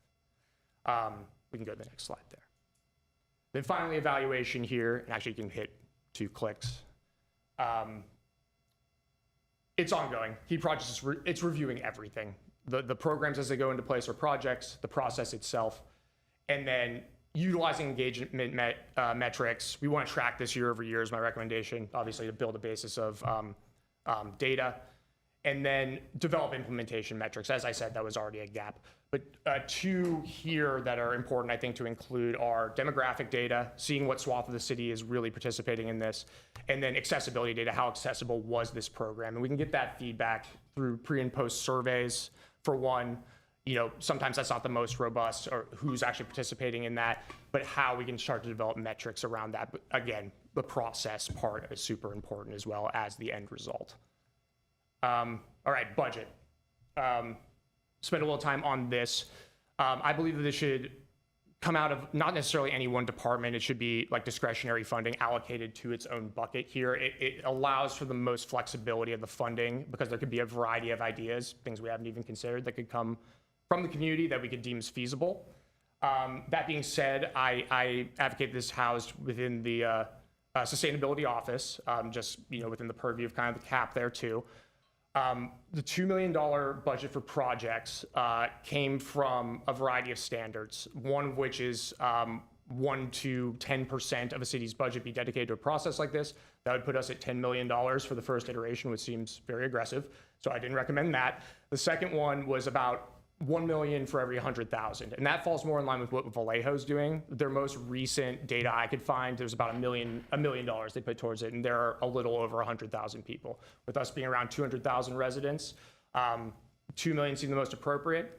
And again, putting real money at this engenders more engagement. It doesn't come across as token. If you're like, we're gonna put $25,000, it's like, what can we actually accomplish that we want to see with that? There are some programs, like, don't get me wrong, that's still money too, but when it's like we could do something actionable for our community, it's going to generate a lot more interest. On an implementation cost level, 200,000 was kind of the standard from PBP. Can you click one time? Yeah, okay. So that was for like a mid-sized process, as you can see here. I looked through those numbers, and just based on those, these are all the kind of the brass tacks of what engagement looks like. So food, translation services, childcare, advertising, general supplies. The engagement partnership allocation there might be flexible depending on what we're legally allowed to do for allocating money towards, how that partnership could work. So it could be lower than that potentially, but that seemed like a good jumping off point for our size of city. Personnel, I do recommend that 2 FTE equivalent staff are hired for this because this should be an iterative process building on itself year over year. This is not a one and done program if done well. And I did that, I did it based on HR's salary data, and then added in 30% on top of that for benefits. I'm actually going to get exact data for that as well. The manager and coordinator positions, manager would be more liaising at the top level with commissions, with electeds, with departments, and working with the consultant that I'm also going to be recommending here. to really bridge all of those gaps at the high level, and then overseeing the coordinator, who's more of the boots on the ground person, bridging those engagements with the community stakeholders, running outreach events. And then it'll be kind of more all hands on deck when we get towards the more proposal voting phase of everything as well. On the consultant end, I recommend a consultant for the first 18 to 24 months. Seems what the other municipalities were doing. It creates a good baseline, like let's make this process actionable and strong from the outset and not have to retroactively go back, change our outreach approach. You know, there's always adaptations, but there's a lot of good data out there. They also provide meeting facilitation, templates, frameworks, technical assistance, helping design websites, all of these formats there. And that's the high end for a municipality with their full encompassing framework from PBP. So all told, we're looking at about 2.6 million. Just as a reference point to that, LA is around 10 million or so, 8.5 to their projects. Seattle's 27 million. Theirs are long-term though, year over year infrastructure projects, so they're a little bit different as far as that goes. So I think it's not a small amount of money, but I don't think it's an overwhelming amount of money for what can be gained from this process. So that was my budget estimation there as well. Wait, sorry, what was the Seattle number again? 27 million. And that again is referring to what? For their participatory budgeting Wow, okay. project process recently. Theirs was based a little differently. Both LA and Seattle are more, they're not specific climate. It's racial equity. Seattle's was police violence, George Floyd, and LA Repair was around some reparation work as well in targeted areas in LA. And Seattle is 4 times larger in population than Glendale. Yes, So. yes. And LA is the size of the state I come from, so there's that too. So that is why it falls in line that they would have some more funding there. And so I feel like it balances it out with that ask. What was just for referencing, and I totally blanked out on this, sorry. What was the LA number that LA Repair has? How much do they have? LA Repair, they have 10 million for their whole process. 8.5 of that goes to their different zones that they've allocated. So about there's a baseline, and then there's population metrics that increase funding to 9 different zones around the city. Okay. I think I was just struck by how much larger the Seattle allocation was compared to LA. I could ask further questions on that. I've been in contact with them. They've been a great resource. And I don't know if it was mainly because of how that funding came about and where they moved some buckets around, or if it was longer term based projects rather than year over year, because LA Repair is fiscal year based as well. Yeah. Right. So we've touched on all of these. I just wanted to put this into one slide, but basically it goes down to actionable engagement. We want to make sure that if we're asking the community something, that it is clear that there is a step that they can take for this. And really participate rather than just get a bunch of people in the room and then not follow up. That was some feedback I got. They're like, we almost didn't call you back because we've heard this before. So, you know, I will name it was the most honest conversation I had, and I was appreciative to have it. And that was a big piece. It was like, we want follow up if we're going to be involved in something, and something that we actually get to do. And then if we can, compensation to our volunteers. People are volunteering and their time is valuable. If that is gift cards, if that's something that we can do, there are legal restraints around that, but it's something to consider that I wanted to make sure I mentioned as well, compensating people for their time. And then next steps, as I said, we want to make sure there's continuity and momentum in this. We've started some engagement. The CAP's coming up hopefully for approval in December from the last I had heard, and this is involved in that. So how do we keep that conversation going? How do we do that more research? David and I have started having like some staffing discussions once I'm gone, like who can take this on from that end. We also want to make sure we have a clear ask as we move forward to our organizations and the community and to internal stakeholders. And then, as I said, we have all those additional pieces I mentioned earlier, culminating in how do we eventually get this into City Council for approval if that is the recommendation moving forward. So that's all I have for you. I appreciate you letting me take a little extra time here as well. I know I went over, so thank you. Happy to answer any questions. Excellent. Well, thank you. I did manage to read most of your report, and well done on that. It is a large it was a large document, and it looks like it's still in the works, so look forward to seeing that once it's complete. This was great, a lot of good information. I guess I will see, does any of my fellow commissioners want to start with any questions?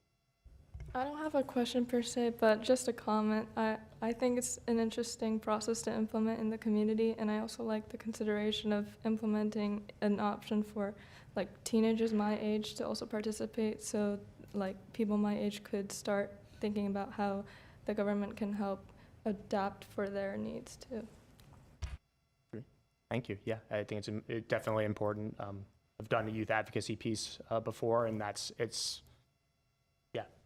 you're the next generation that unfortunately or fortunately has to deal with some of these concerns. So yeah, it's an important piece to have young people involved. I have comments, but I'll wait to your. Sure.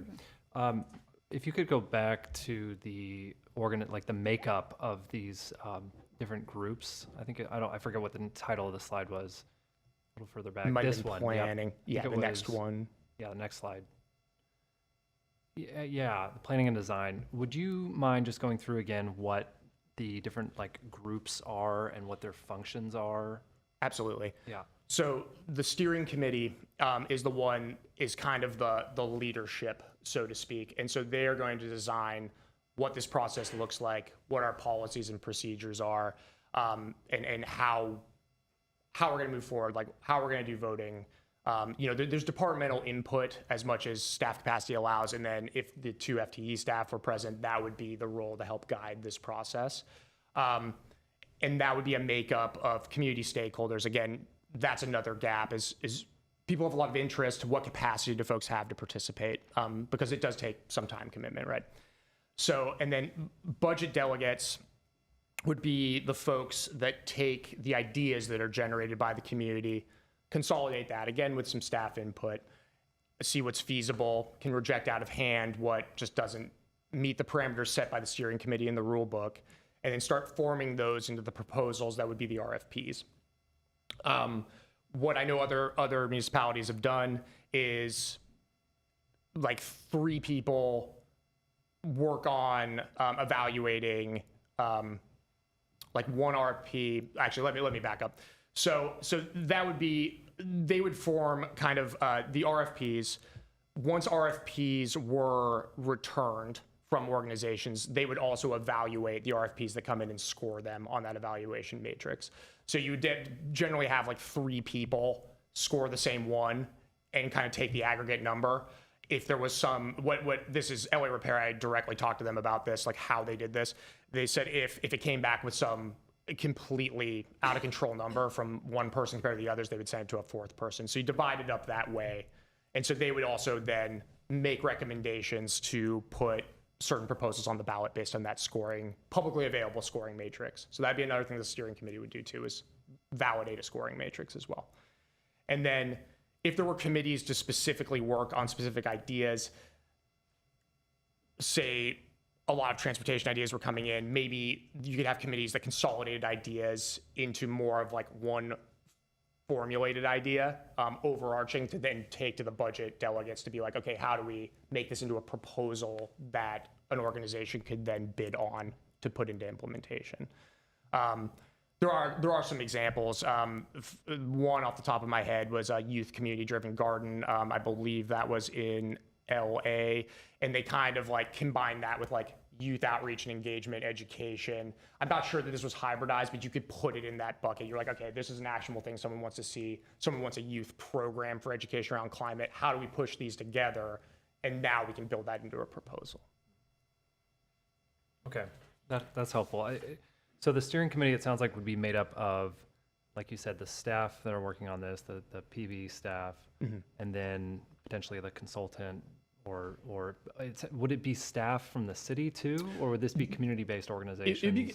The way I see it is more community-based organizations with kind of advisory capacity from staff. Yeah, so just to not have potential, I mean, you always have to be careful of conflict of interest, but it should be kind of that community driven ideally, but there's some oversight and guardrails there, just because there is expertise that is contained within city staff as well.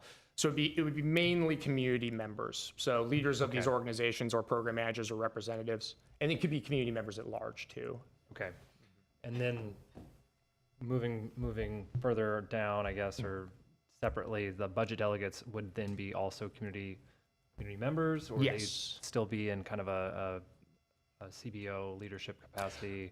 It could be either. could be either. Kind of similar there for sure. Okay. You know, it's based on capacity there too. You know, steering committee is going to have a longer term role in all Okay. of this as well. So it's basically, you can ask the question even on the idea generation part. I think Vallejo actually does. They're like, are you interested in being a budget delegate, and then explaining what that is and garnering it that way. I feel like there could be some crossover on steering to the delegation, but there could be some ethical conflict of interest concerns on that. Sure. Something to look into, though. I was considering it, but would Okay. need to move forward on that. And so they would be given, it sounds like, to start a list of projects in the CAP to kind of work through or to consider. I just need some help still thinking this through all the way. So they look at those, and they generate the RFPs, like you said, based off of that, or are they getting these ideas from the community as a whole? Second one. The second one. Yeah. So what we could use the CAP projects for Yeah. is just examples of to help foster idea generation. Right. Just to be, especially, you know, when if all these projects stay in the CAP as it's approved, Yeah. we can pull those out and be like, this is what's in the CAP. This is kind of how this looks like. Maybe this helps foster an idea for you, but what do you really want to see in your community? Right, And kind of right, lead into it that way, so we can kind of work in tandem since it is contained within the CAP on SG 5.1. Okay.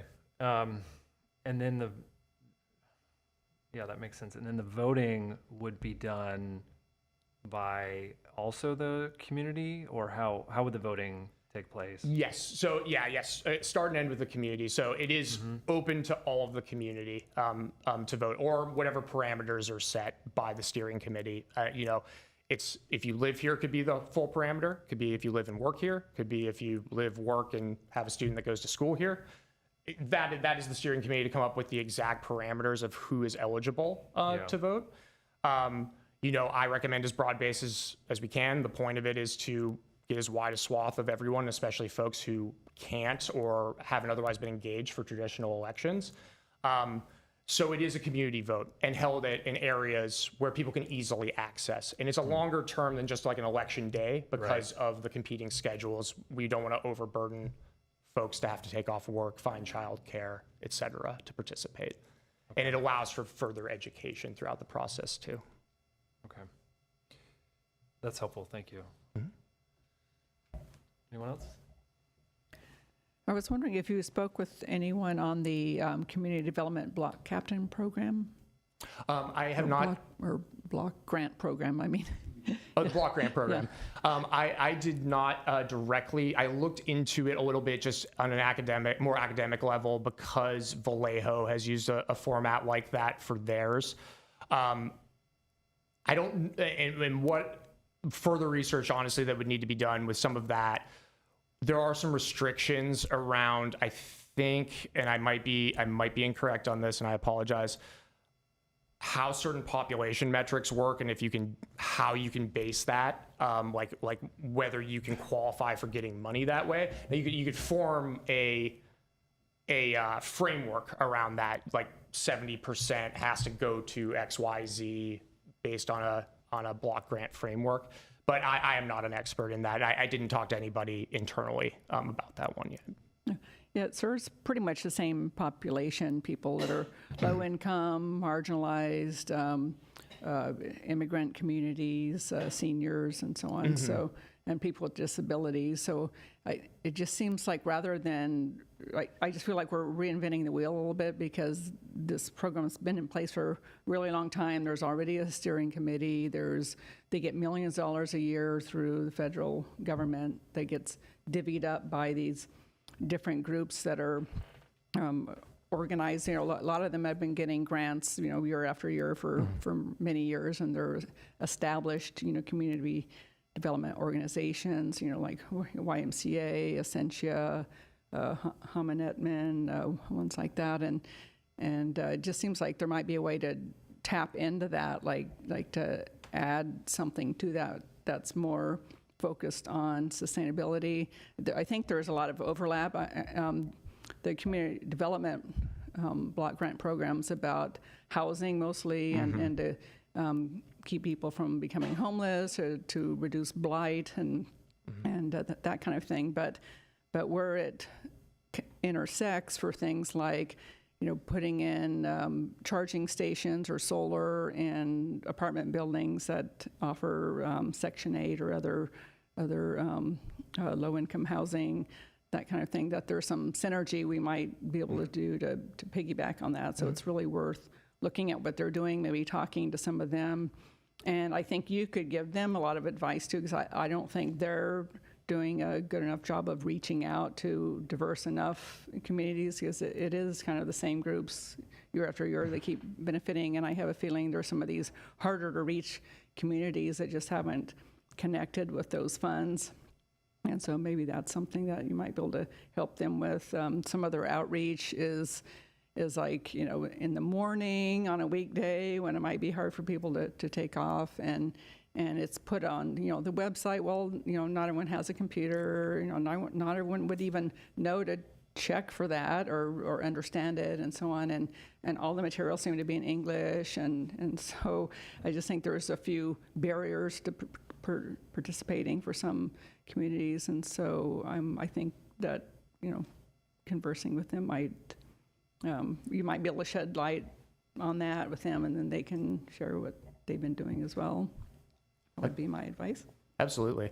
And I think you touched on a good point there, with those block grants being kind of financed through HUD as well, and housing being the focus. I totally agree that there could be definite overlap, and I think it could be complementary. Where this would come in, I think, is that it could be more broad-based with those sustainability actions you just mentioned too, which might fall outside the purview of what those grants can be used for. And that is an educational piece on my end that would need to be actually have, one of the pillars of it is like community centers. So there's one like Hamanetman has the banquet hall and sports facilities and things like something like that. It could also offer a cooling location for people like during a heat wave, so just a little bit of thinking outside the box. Like some of these groups are already getting funding, might be able to get more if it's specific to how they can help people combat climate change. Yeah, that's great for sure. Always good to have the partnerships on it. And if there's already funding for one thing that doesn't need to be addressed through that can definitely be a parameter. Yeah, they don't limit it to programs, and I feel like limiting it to programs makes it seem, it's less tangible, so if there's a shade structure that's built at a transit stop, you see it and you go like, oh, and there's probably a sign on it, it's built with funds from, whatever. There's a reason they put those signs on things, right? So versus someone, got help through a program, the rest of us don't see it. And so I like the idea of actually, I know it takes longer a lot of times to do a physical thing, but I think that will help, those items would help publicize it too. They're like, oh, there's this program, and they do things like this, and but also it benefits a wider swath of the community.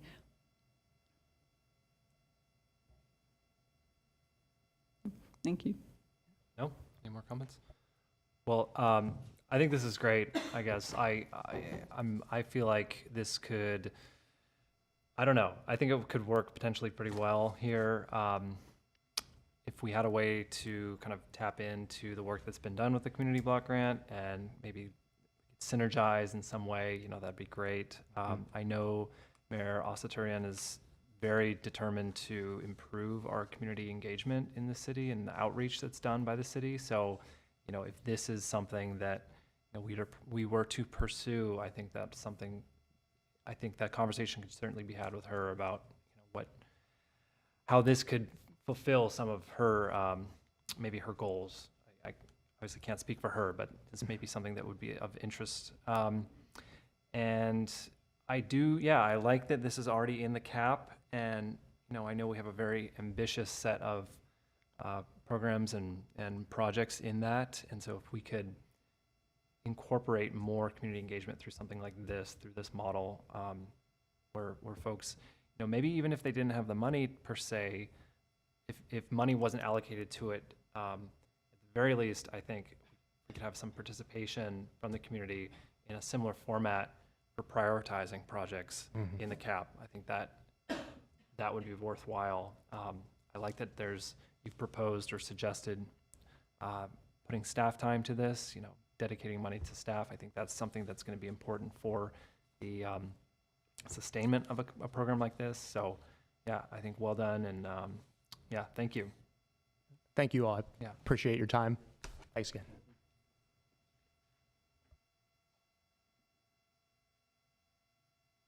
Yeah, I can just say that we're excited about the prospect of such a project, because if we do want the CAP to be embedded into our community, we do want our community to be really engaged in the success of the CAP. How do we do that? And we think that this is a really good process, enable us to really connect and have the community engage with us. So we look forward to meeting with the Assistant City Manager next week, discussing it with him, and then hopefully taking it up to eventually the City Council would be the aim. So. But yeah, Ben's done tremendous work. Really. Thanks to Elizabeth, by the way. Yeah. She's still impacting us. So. Thank you. All right. Well, thank you. All right. What do we have next? Next is 7 Sustainability Office Update, 7A Electric Landscaping Event.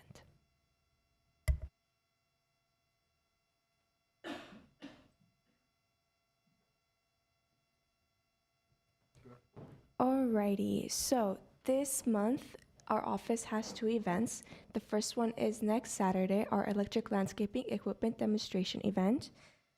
So just an overview, it's going to be at Verdugo Park on Saturday, August 10th from 9 a.m. to 12 p.m.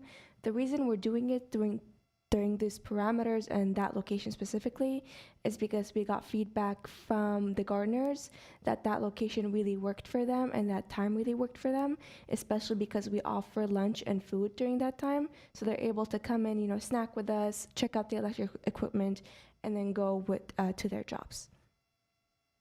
So we have 8 vendors coming, and all the vendors have electric equipment in general, not just leaf blower equipment. This will be our 3rd event. We've kind of tried and true the event over the past year, see what works, what doesn't.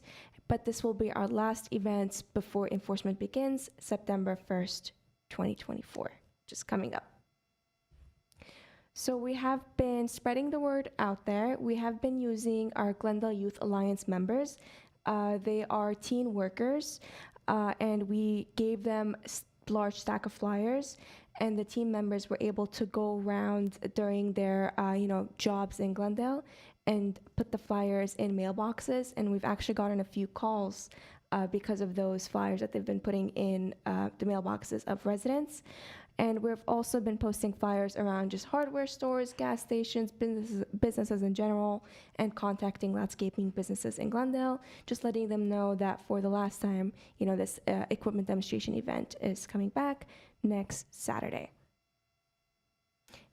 Moving forward, on September 1st starting, people can call into our code enforcement team using this number to report any violations. This will be kind of testing ground for us. We don't know how it will turn out, but it's a work in progress, and we'll see how we will move forward with enforcement. And we have our list of violations. First citation is a warning. Second citation is $100, $200, $500. Can this be requested or brought up in the My Glendale app?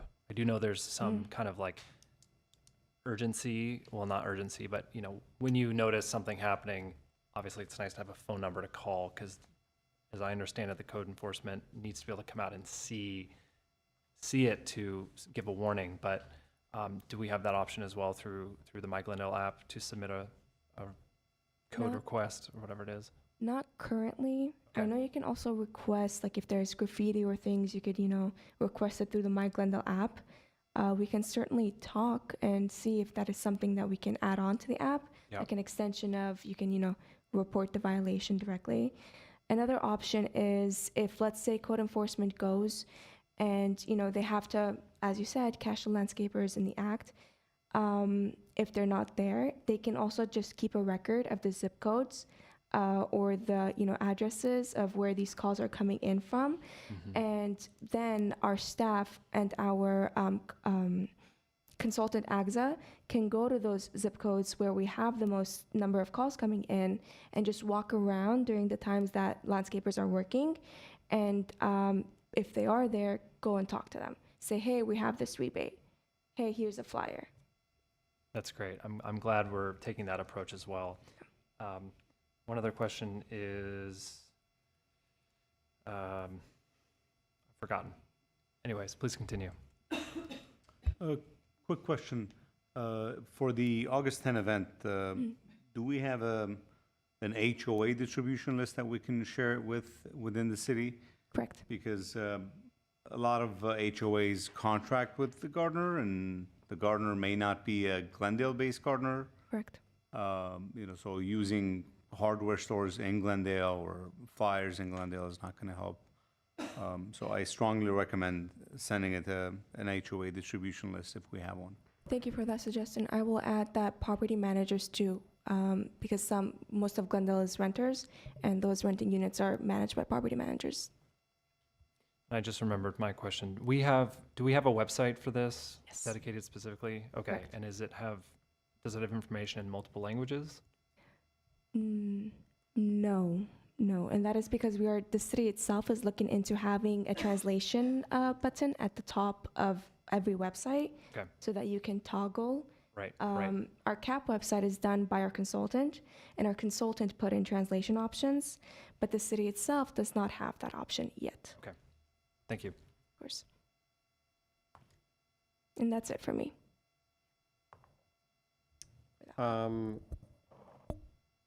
Gosh, I just lost it.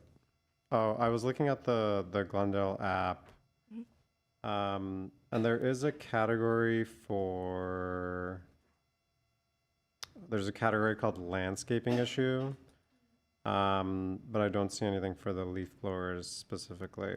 But yeah, it might be something that is worth putting on here. I see abandoned shopping cart as a category. I don't know how popular that category is these days. I certainly see them, but they're not going to be as popular as what you're about to see on September 1st.